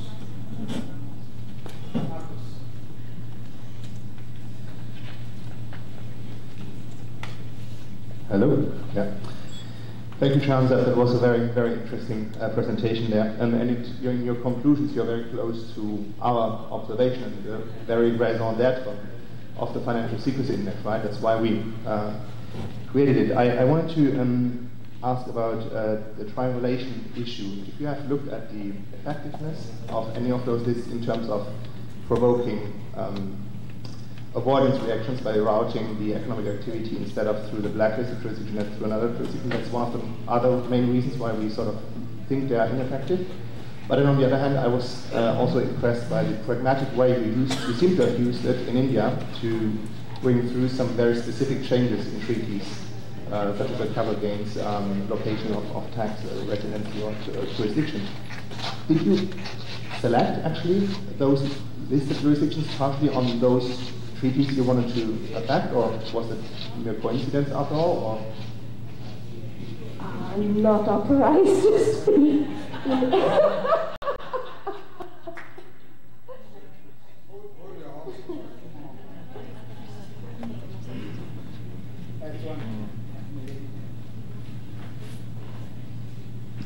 Thank you. Good afternoon. My name is Sandra Messiah. I work for Public Services International, a global trade union federation. But I'm also here as from the part of the world, the Caribbean. Specifically, I'm from Barbados. A couple of very interesting, and then perhaps end it all with a major question. Whenever anyone mentioned the term tax haven, everyone in the Caribbean bats or their hackle unfair world. But more recently, one of the things that we've been doing, and particularly through the University of the West Indies, is to make the important linkages between this push for Caribbean countries to be financial centers and that continuing link that the British Empire still has on the Caribbean. And I think that that has to be something that we have to continually push. As a representative of a global public services union, we're trying to make those linkages, as some of you will know the work that we do on tax justice throughout, mainly in Latin America. The challenge with the Caribbean is because, I guess, we're still kind of British, and particularly from Barbados, we're more British than the British. And one of the things then that I need to ask and perhaps beg is that have more engagement, and maybe if you wanted to have some contacts, through our University of the West Indies. Because I think that it is through that linkage that we could perhaps buy more buy-in, not only from the so-called intellectuals within the various countries, but also to be able to drill it through, particularly to our students and to our young people, so that they can wrap their heads around the issues. So therefore my question is, has there been any interaction or engagement with people from the University of the West Indies, the 4 campuses throughout the Caribbean? Thank you for that. A last comment? Oh, there's more than one last. Okay. Campbell here, and then Alex, and we can close off it.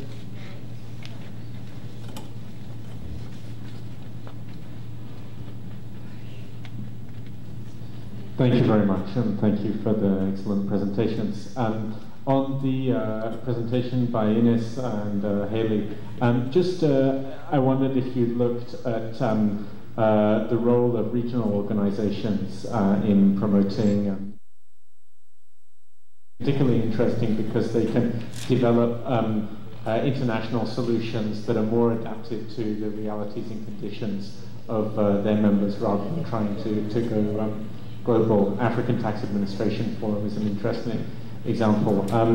For Ms. Akhtar's presentation, just to say that exchange of information on request is still relevant for African countries. Only 3 of 54 African countries are doing automatic exchange of information, and African countries are still able to recover millions of dollars. There are a number of examples through using exchange of information on request. Finally, Miroslav, just a thought that it could be interesting to compare the bilateral FSI key relationships with the estimates of illicit financial flows between the same pairs of countries. Thank you. Maybe Alex, I guess you probably wanted to also respond to whether or not you have any relations with the University of Washington.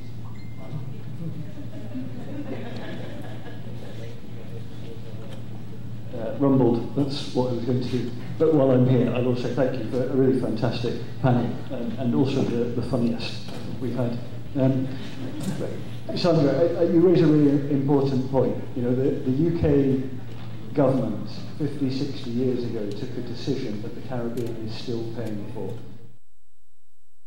As empire faded, places would be pushed down the road of financial secrecy. The UK government now, albeit the Parliament and the government,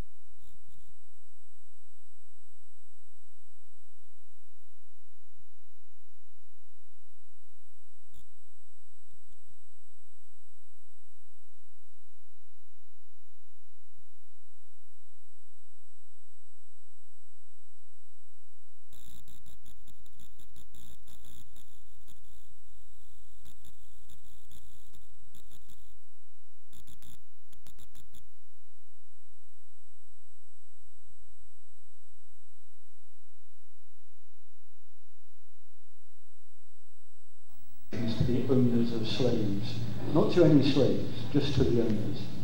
There is no question that the UK has history of making long-term compensation for the bad decisions it has made. This is one of them, and we will be pushing this as well. Let's talk about the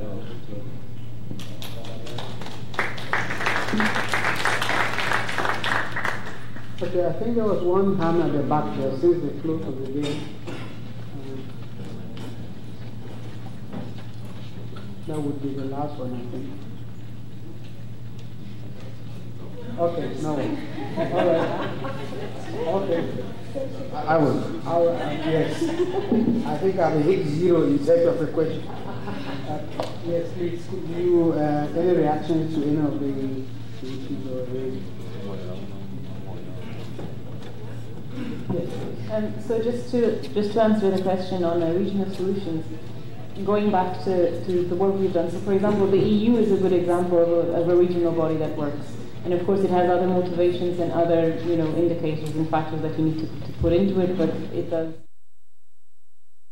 When you talk about, for example, FSRB, so for the FATF-style regional bodies, that is not so much the case for 2 reasons. One, they can't vote.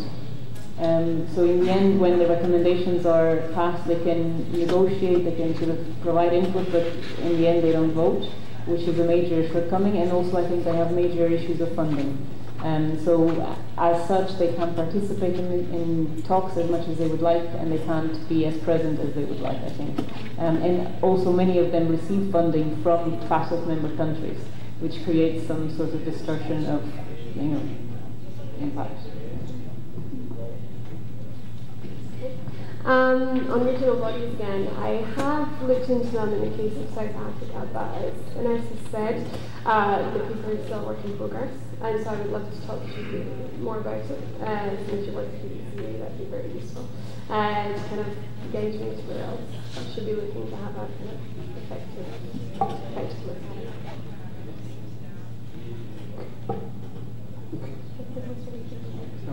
it. Africa, exchange of information on request still works because only 3 countries have automatic exchange. I am from India, where we've had many, many years of exchange of information on request. Whether it works or not is a very big question mark. I personally have done empirical studies with the users of the information who have certified that they do not ever get the answer that they want.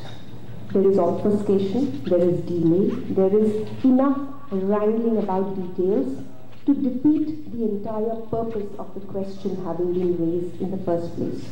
So I would request a recheck of all jurisdictions which are engaging in request-based exchange of information to really see whether it's effective at the ground level, at the level of the tax officer who is using it to complete an audit and raise a tax demand. I have serious doubts on that. Right, thanks so much. I mean, could we put the hands together and appreciate the...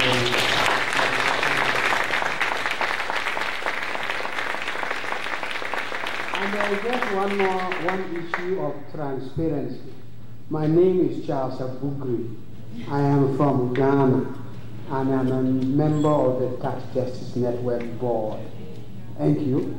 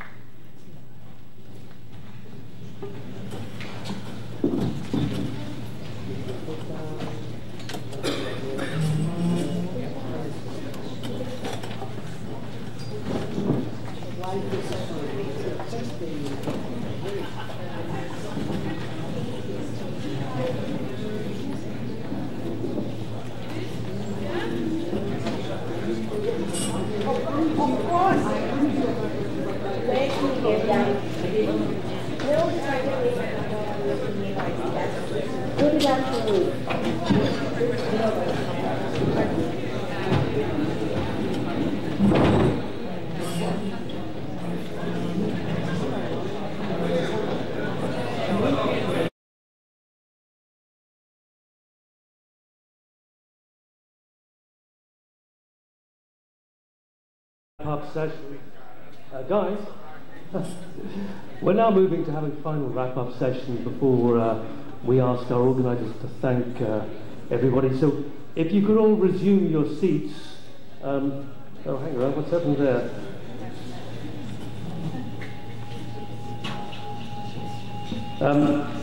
I'm going to lead what I hope will be a bit of an interactive wrap-up session.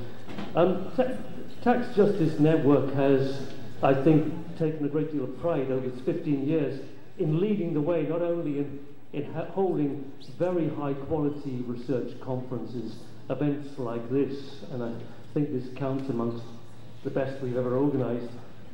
So I'm extremely grateful to the organisers. But we're also very proud of the fact, and Alex alluded to this yesterday morning, Alex Gobbin said that in many cases our research conferences lead on to demanding the impossible. This is the poster that sits above my desk in Chesham, and any of you who come and visit my office in Chesham, and you're all welcome, just not everybody at the same time, please. We'll see this poster there. We demand what many people say possible asks. For example, we demanded a move away from by request information exchange process to automatic information exchange processes, and we were told 15 years ago that will never happen. You will never be able to generate the political momentum to achieve that. At our first research conference held in Essex, United Kingdom, there it is, July 2003. We had a focus on corporate accounting, international financial reporting standards, and we talked about hang around, this is doing weird things on me. Whoa, it's running ahead. We talked about a new, entirely utopian financial reporting. Wait. This is sabotage. No. Did someone sort that out? Anyway, we talked about a new accounting standard for country-by-country reporting by multinationals. And if I could tell you how many times I was told, Richard Murphy, the author of the original standard, was told, this will never happen, guys. You're not only dreamers, you're dangerous dreamers. But there we are, it's now an international reporting standard. We take pride in the fact that we think utopian. And we want to push very, very hard. I don't see much point in campaigning for a decade to achieve a minimal move forward. I'm much happier to aim for 11. And in that respect, we've always used our conferences like this to explore new areas of new themes, whether it's international financial flows, human rights, tax havens, secrecy, whatever. These conferences bring together research communities dedicated to changing the world, and part of our task is then to translate that fantastic research into and to weave it into new campaigns, new advocacy programs, new policy demands. Whether it's around inequality or gender or corruption or whatever, we want to keep pushing forward. So in this respect now, it's useful in a wrap-up session to talk about what are the big gaps, what are we not talking, what are we not addressing here? And I hope this will work forward. One of the ways where we can improve the way we communicate, we use a huge variety of communication tools. We are particularly... All right, keep doing this. I'll speak to you afterwards, Marcus. How can we improve the way in which we use communications? We obviously communicate through conferences like this, through op-eds, through special, in this case, a special edition of the Economist newspaper, through our blogs, through our tax casts. We make films, we write books. I would love, for example, to see a book come out of this conference. It seems to me the moment is right to have an edited book, a collection of some of the perspectives that we're getting here on tax, justice and gender. I think we could probably attract a top-end academic publisher to achieve precisely that kind of book, and we could have it out within 24 months if we're ambitious about it. But what are the gaps there? So I'm going to invite a number of people, selected people, to come up and talk a little bit about their hopes for how we can move forward on this agenda in the next 12 months. I want to begin, Marcus perhaps could flash to the next slide. Over lunch, Laura, Rosie, that's the wrong pronunciation, but no.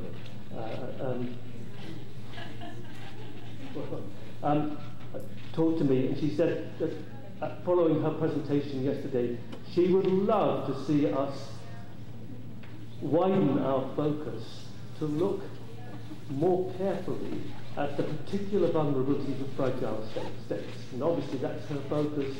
She mentioned specifically DRC, South Sudan. Now in the past we've hesitated. These are complex areas. These are war zones. But maybe this is a time for us to start considering whether we need to target specific investigative research into this area. We already work with investigative journalists working in these areas, but maybe we need to do more research. So I've invited a number of people who've been here, representing quite a wide cross-community of representatives here, to talk about what they'd like to see us move forward on in the next 12 months.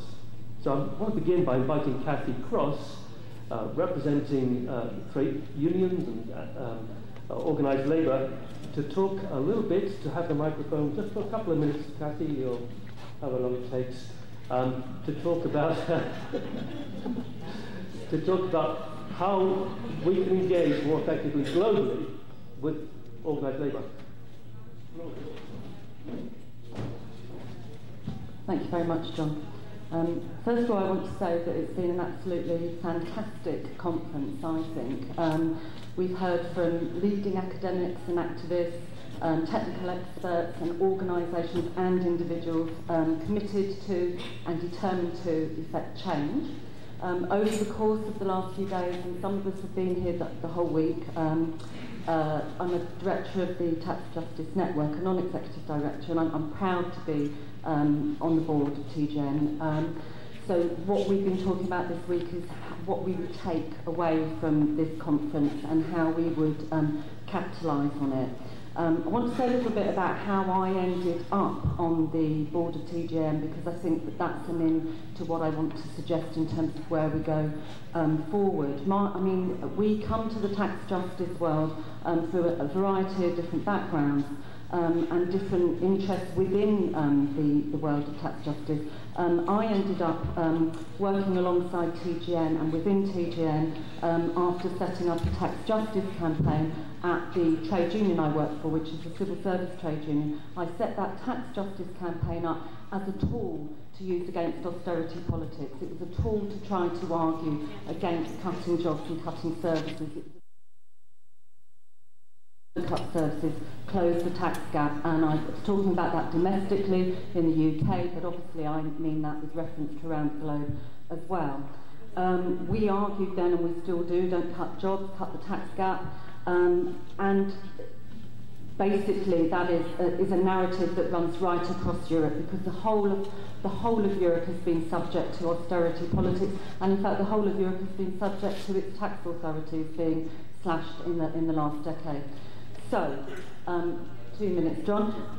What would it be helpful to think about in the next 12 months? Well, we've got this broad amount of talent here, wonderful economists, wonderful lawyers, different organisations. I think one of the key things that would be really good to link into in the next 12 months would be organised labour. There's 73 million people in OECD countries alone that are trade unionists, and then there's many millions more who are in trade unions outside OECD countries. And I've been trying on the dodgy internet here to get some figures and failing miserably this afternoon for some of the non-OECD countries, so I've given up. Also education networks and also progressive oppositions. In the UK, we've got an opposition no, it's not an opposition government. We've got an opposition party who have committed ahead of any new election to sign up to principles of tax justice. They work quite closely with us at the Tax Justice Network. They certainly work very closely with me in the work that I do, and they've asked for advice from the Tax Justice Network on future tax policy in the UK, should there be a new progressive parliament. So education, trade unions and progressive opposition parties.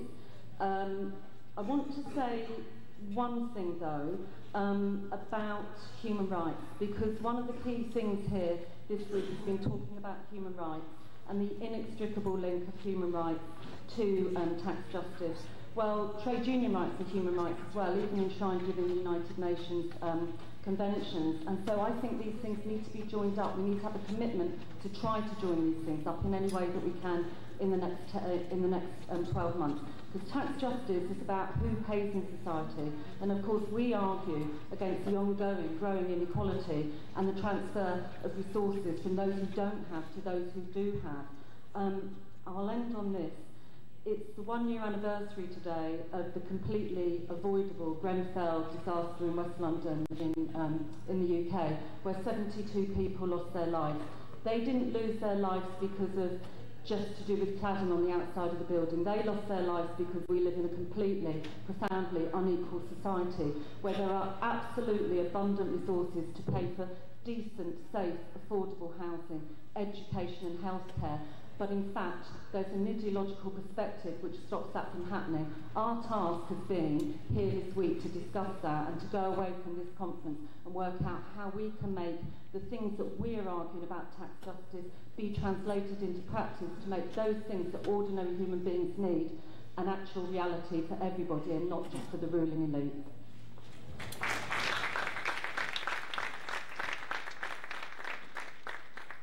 Thank you, Kathy. By the way, my name is John Christensen. I am on the board of Tax Justice Network. I'm also a film producer, and Sandra, I think, raised this point about helping young people, particularly scholars in the West Indies, understand Britain's role. The film we released last year, which I co-produced, was called The Spider's Web, Britain's Second Empire, and I would love, amongst other commitments in the next 12 months, to have screenings at UE and elsewhere in the West Indies, across the Caribbean region, to help young people understand what Britain's role was and what Britain's responsibilities are going forward. So that's a commitment I'm going to make to help you, Sandra, and to bring as much pressure as possible to the British government to make it accept its responsibilities and, up to a point, its shocking history in the region. Now, the second person I want to invite up, I spoke with this morning, is Shakti Rehu from India. What I think she's going to talk about is the need for us to deepen and strengthen our look both nationally and regionally within the Southeast Asian and Southern Asia. But anyway, I'll leave you to explore that. Thank you.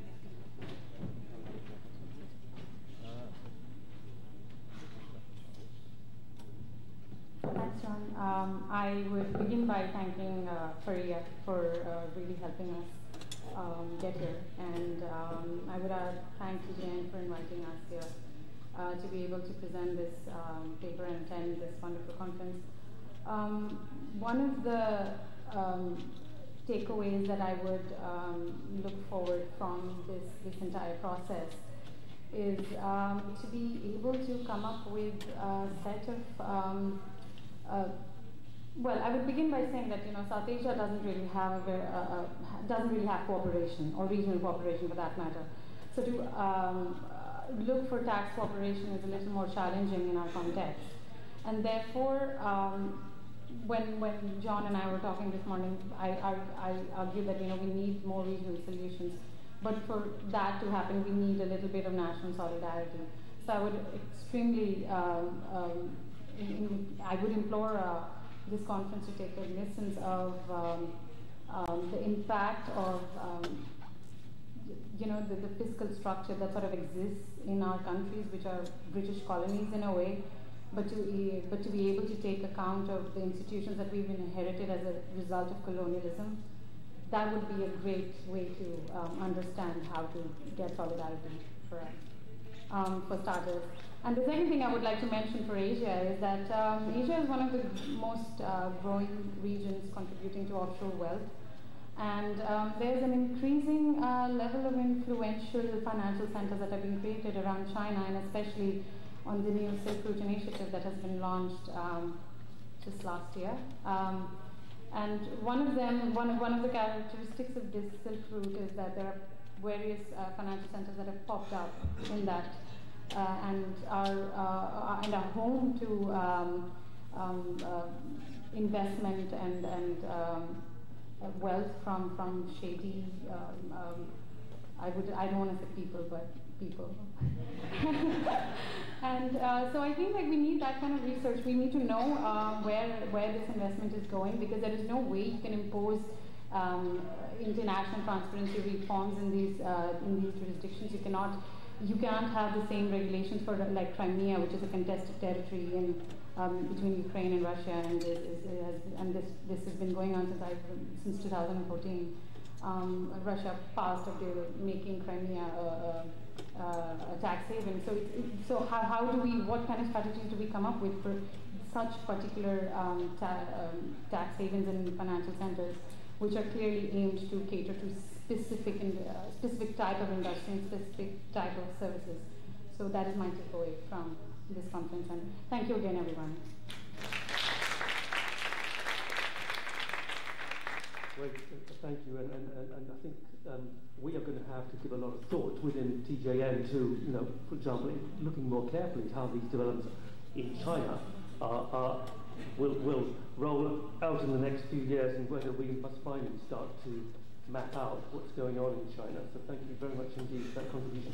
Now next on the list, and very relevant to the film I'm making at the moment, which is looking at the race to the bottom issue, is how we start to engage and create political salience, or deeper political salience, around the whole issue of tax reliefs and tax rate cuts, tax holidays and so on. So I'm going to ask Tommaso Fazio from ICRIT to come and talk a little bit about how their work will develop, how he hopes to see this work develop in the next 12 months.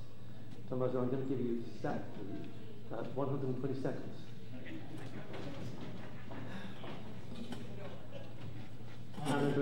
So John said to me only like an hour ago, I want you to speak for about 2 minutes. I think people are going to be really tired at this point. But actually the last session was like probably the best session, so I think there's a lot of energy in the room. I think just I'd like to make a couple of points. So the first one is how important is knowledge sharing and events like this, being able to bring us together, share our knowledge, and particularly research, because research is critical. Even if I don't do research, but research is really critical to be able to get new arguments, stronger arguments to convince policymakers and the public and the wider public. The second point is around the fact that the different people that are in this room, we all have unique experiences, unique skills, and we complement each other, both in terms of individual and organization. So let's try and work together. Let's also not forget about the people that are not in this room, like the lady from Barbados suggested before. Let's try and build alliances, try to look for new partners. Let's also try to bring in the people we disagree with. Maybe this wasn't the right place, but in other forum, let's try to get them under the tent. Finally, in terms of ICRIT and what we try to do. So ICRIT is all about taking radical ideas, like John suggested, and making them mainstream. It can be formula apportionment for multinationals, or the global asset registry, which is the next thing that we will look to evaluate and consider. And today in El Comercio, which is a local newspaper in Peru, our chair, José Antonio Campo, published an op-ed about un registro público, so the global asset register. I forgot my Spanish. The other thing is I need to learn Spanish, because you can't do this job without speaking more than 2 languages. And Italian is sexy, but it's useless. So for us, it's really important to take these radical ideas and make them mainstream. On the point of the global tax body, the UN Tax Convention, I think we need to have that debate, because we need to understand what are the alternatives, and we need to have like our goal and believe in our goal, but also understand what's feasible now, and what's feasible in 5 years, what's feasible in 10 years. But no option should be discounted. Somebody said that one of the reasons why it didn't happen because people, consciously, they want to put money towards having a global tax body. But let's fight for those money, let's fight for those funds to be allocated for something like that. I believe that is the right thing. So thank you very much.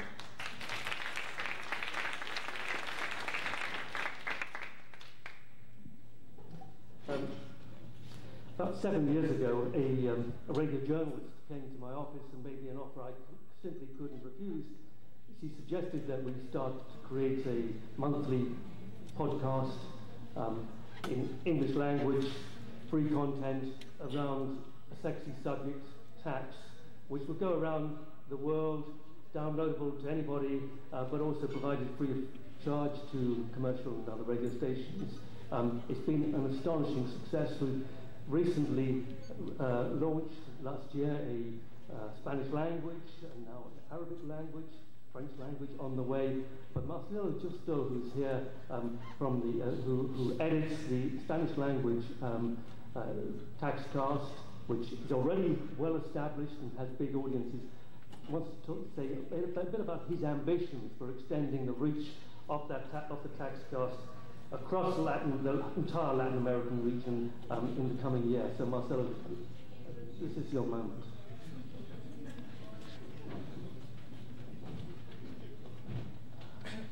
I like that thing about being realistic and the money impossible, so I'm going to start from there. First thing is about, here's a bit of context about this program. Started in June 2016, which was very lucky, was right after Panama Papers, so we were kind of extremely lucky because it was really everywhere. And I think Panama Papers changed the debate in Latin America in many respects. All of a sudden the tax stories were everywhere, and it's been like that ever since. So that's been quite helpful. At the same time, there is a low quality of debate in Latin America about this topic. It's very much sensationalistic orientated, very much scandal orientated in a way, much more than what is this tax kind of thing about. And what we've been trying to do, and we do both podcasts and radio programs, which is an interesting difference with tax cards, because it means that we have two audiences. The podcast is much more the specialist audience, this audience here, and the radio one is another audience which is much more kind of popular, let's say universities or FMs or local radios. That means that we have to talk to two people at the same time, not both the kind of specialists, and at the same time not both the people who don't know much about that. So we've been doing that quite successfully, and now we talk about kind of between 150 and 200 radios that are kind of and there is a lot of downloads in terms of podcasts. Interestingly, in the United States first and Argentina then, but we don't reach some areas as much as we would like to, and we would definitely like to enhance much more the areas we reach. So that's one of the main objects. The podcast bit is very, very important. We've been kind of quite successful in the fact that, for instance, two lawmakers in Argentina proposed some laws based, and when I showed them the program, they said, well, this program has been really enlightening because we didn't know anything about it, really, and they were lawmakers, and that was right after the Panama Papers. And from then on, we got a kind of an exchange, and the exchange brought some bills that were presented to Parliament. They did not much happened, but it was kind of important first step. So what I would like, and that would be the monthly possible thing, would be kind of one thing. The realistic part would be to enhance the kind of radio reach. The monthly possible would be for the radio audience. For me, the great thing would be kind of everyone starts talking about tax and start forming kind of group debates and political parties or whatever.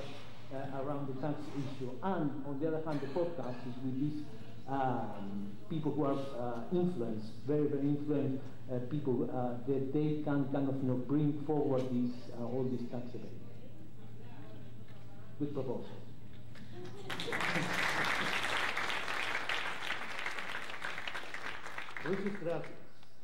Now, we heard earlier from Andres Arro's sorry about that pronunciation, but anyway, about the need for, and we all know that we need much stronger, better, more targeted data for our work. Andres has asked if we can speak again in 2 minutes, no more, about what we can do to move forward on this one. It's as relevant to European researchers as it is to Latin American, in fact it's global, but we really desperately need to engage with the big international institutions on this subject, and the floor is yours. Thank you very much, John, and also thanks again to TJN and Latindadd for the invitation to be here. Basically, just a few elements that I have already mentioned throughout the day. I think we need to go for compilation of information to derive into a banking opacity or secrecy index, because banks and bankers are not just any corporations operating in the tax havens. They are the facilitators and the promoters of tax evasion, tax avoidance, and capital flight, which is very important for the global south.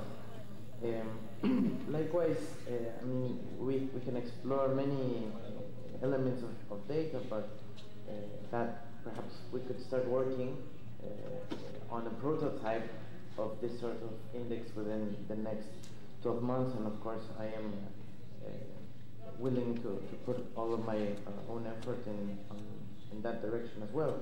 But I also think that there are already instances where we can make a lot of impact given the reputation and the credibility of TJN, and I think it is in the IMF Committee on Balance of Payment Statistics. It met in October of last year. It will meet again in October of this year, and the top priorities set out for this year's meeting are special purpose entities, which is how they call this world, the crypto economy and the informal economy. So I think the relevance is obvious there, and we can go forward. And finally, I think in very general terms, that we should start engaging with SWIFT. It's a very important international corporation, so that it can also contribute to transparency and the compilation of illicit financial flows statistics.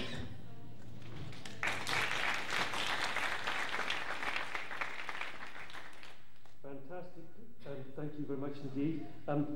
Unfortunately, Donald Trump couldn't join us to share his wisdom, but I do want to wrap up with one final really important part, which is where we can take our campaigning work, our global campaigning work forward. Derege is here, and I'd like to invite Derege to come and join us and talk a little bit about your aspirations for the next 12 months. And in the spirit of generosity, I think 3 minutes. You'll find a beer later. Okay, thank you. Actually, if I were a tape, I would have just replayed what Jan have said at the end, and that would have been my contribution. I liked it so much. And her metaphor of the blue sky is a very powerful metaphor. It is polluted now, and the share of pollution causing the pollution is like the ecosystem. The major causes of the pollution are the rich countries. There is contribution of southern countries as well. So we have to look at it as a power issue, where rich countries are not only perpetuating it, but are also preventing solutions. It is in that sense that, you know, I am from the Bandung generation, and when I was studying, cephalismo was 40 years ago. Cephalismo was one of the ideologies with which I started studying political economy. So in that sense, what I'm trying to say is, I'm very grateful and reconnaissant of what TJN has done in setting us up, in exposing what rich countries are doing. You know, no other organization has exposed the UK and its tentacles absorbing dirty money from all over the world more than TJN. My friend Marcus Walter has written a book in German, which is called Tax Haven Germany. These are eye-opening things, because in the whole propaganda of the aid industry, they are considered as benefactors. And exposing the tentacles they have put around the world to suck resources out of poor countries is a very big contribution to that. Now, knowledge generation is one thing. Mobilizing campaigns is one thing. Change happens through government. Who is going to now challenge governments to do, A, in terms of reforming domestic taxation, and B, in terms of changing structures globally to make possible changes at the country level. In this sense, what I look at as a problem is, or a challenge for us civil society is how do we force our national governments, A, to change domestic policy to make it more taxation policy to make it more progressive, and B, how to get involved in international processes to claim taxation rights. The whole issue is about dividing taxation rights among sovereign nations. Now this process is being dominated by OECD, which I cannot repeat it again and again. Just one more minute, let me give an example. I was in New York last month, and there was a conference, a side event chaired by Nigeria, Switzerland, the World Bank, discussing about return of stolen assets. I was furious. And what I said is, normally those who support, who hide resources are criminals. And you may not developing countries have a say. So what I say is, unity with all our northern partners, but South-South solidarity to empower developing countries to claim their taxing rights in the international process as well. So my campaign is to strengthen G77, to strengthen intergovernmental processes, not selected countries opting this and that, but an intergovernmental process like happened in the climate issue. Taxes should also be dealt with as an intergovernmental process to come up with solutions with common and differentiated responsibilities. Thank you.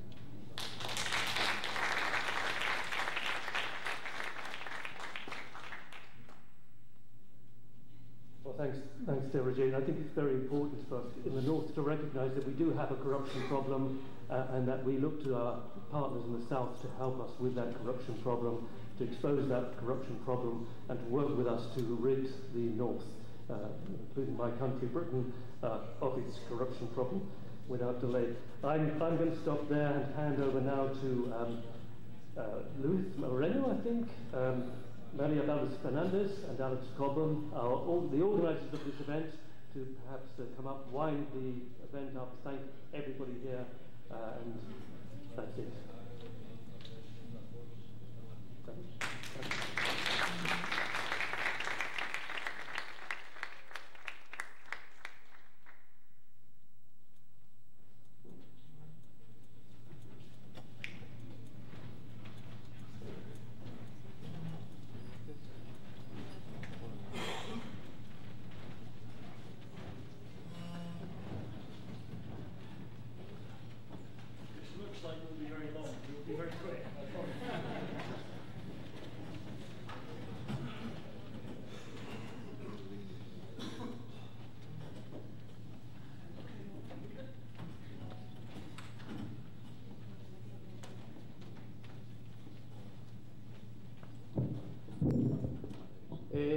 Bueno, creo que hemos llegado al final de esta actividad. Para nosotros como Latindadd, nombre reducido de la ahora, como ya nos comentó nuestro coordinador Carlos Bedoya, Plataforma Regional por la Justicia Fiscal y Social, estamos muy contentos y agradecidos por la oportunidad de apoyar, digamos, este enorme trabajo de cooperación entre las diversas organizaciones que de alguna manera nos hemos visto involucradas, digamos, para llevar a cabo este evento. Para nosotros es un placer nuevamente poder haber trabajado estrechamente de la mano en la coorganización de esta actividad conjuntamente con Tax Justice Network y la Fundación Ever. Para nosotros, como ya les hemos comentado en muchas oportunidades, el trabajo y el rol de Latindadd es justamente ese rol de articulación entre las diversas propuestas y entre las diversas experiencias que hemos vivido en estos 2 días de trabajo, entre, como ya hemos escuchado en los testimonios, académicos, investigadores, movimiento social, activistas, funcionarios públicos y la sociedad civil en general. Creemos que todo este movimiento por la justicia fiscal no estaría completo, por un lado, primero, si no es con el aporte técnico y debate técnico que tenemos, pero también de otra manera con todo el movimiento social, la lucha social que tenemos por poner estos temas en la agenda de debate de nuestros ciudadanos. Fighting for fair, equitable, transparent, and democratic systems is our role as civil society or organizations. And of course, very important, the other role, the political role that our states should play to change all these regulations. We have tools, we have seen important tools to work, but we lack political will. That is one of the levels in which we are also working in Latindadd to change that and to take all these bear fruit for our population. That's all I have to do. I should thank my co-organizers in this event. So very special thanks to Alex and Astrid because of this work we did together, as well as with Maria Fernanda. And special thanks from us to all the team that has worked on this. Farida, we have worked a lot with her, and she has driven many things in this conference. Claudia, Maribel, Natasha, Susana, they are at the back. They have also been working hard. As you know, this is work that is not salient, but they do very important work in this conference. And I'd like to finish by also thanking the interpreters who have had an excellent job. These topics are very difficult. Issues is very complicated, but they have shown they have a quite good level for this work. And not to say too much more, I'd like to clearly state our commitment at Latindadd for promoting this work and articulation among us all, so that we take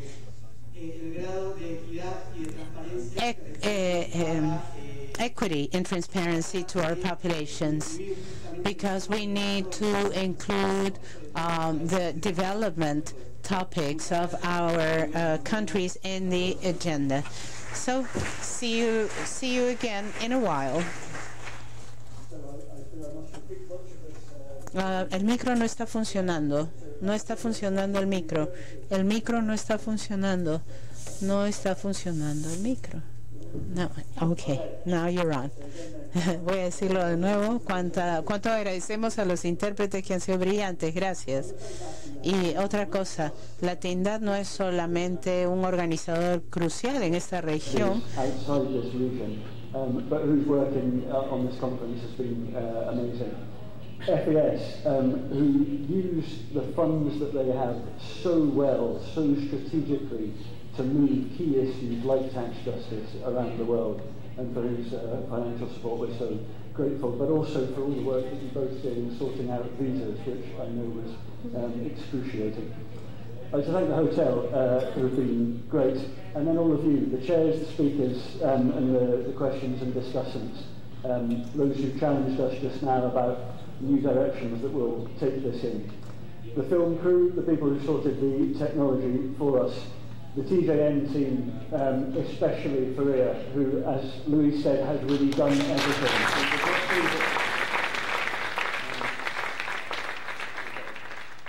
That honestly is it for me. I wish you safe travels and a very, very good year in tax justice. I hope to see many of you and hear from all of you many times during that year. Thank you. Bueno, ahora es el turno de la despedida de la FES. La directora Astrid Becker se tuvo que ir porque está enferma.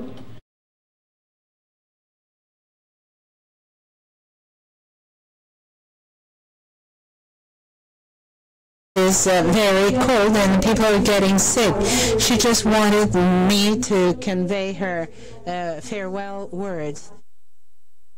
Full commitment in our foundation with this issue of tax justice. We work in every region, in every office on that, particularly in Latin America. We do that a lot, and we have the regional project that is called Taxing for Equity that has worked for 1 year and will continue working on all these issues of interest for us. I have a long list of thanks, but I would not like to repeat all this. poor translators, but I think that learning has been mutual, that what we have learned here is replicated, that we create new links, new contacts, and that we continue seeing this as a movement of people who have the same vision and a clear objective. So finally, I'd like to tell you, thank you very much. We hope you have a happy return home. And just a little note here, please pay attention to your transportation to the airport. That's very important. So each one of you is responsible for this, so you don't stay behind in Lima. So a big round of applause to all of us and all of you, those who made this conference possible. Thank you very much.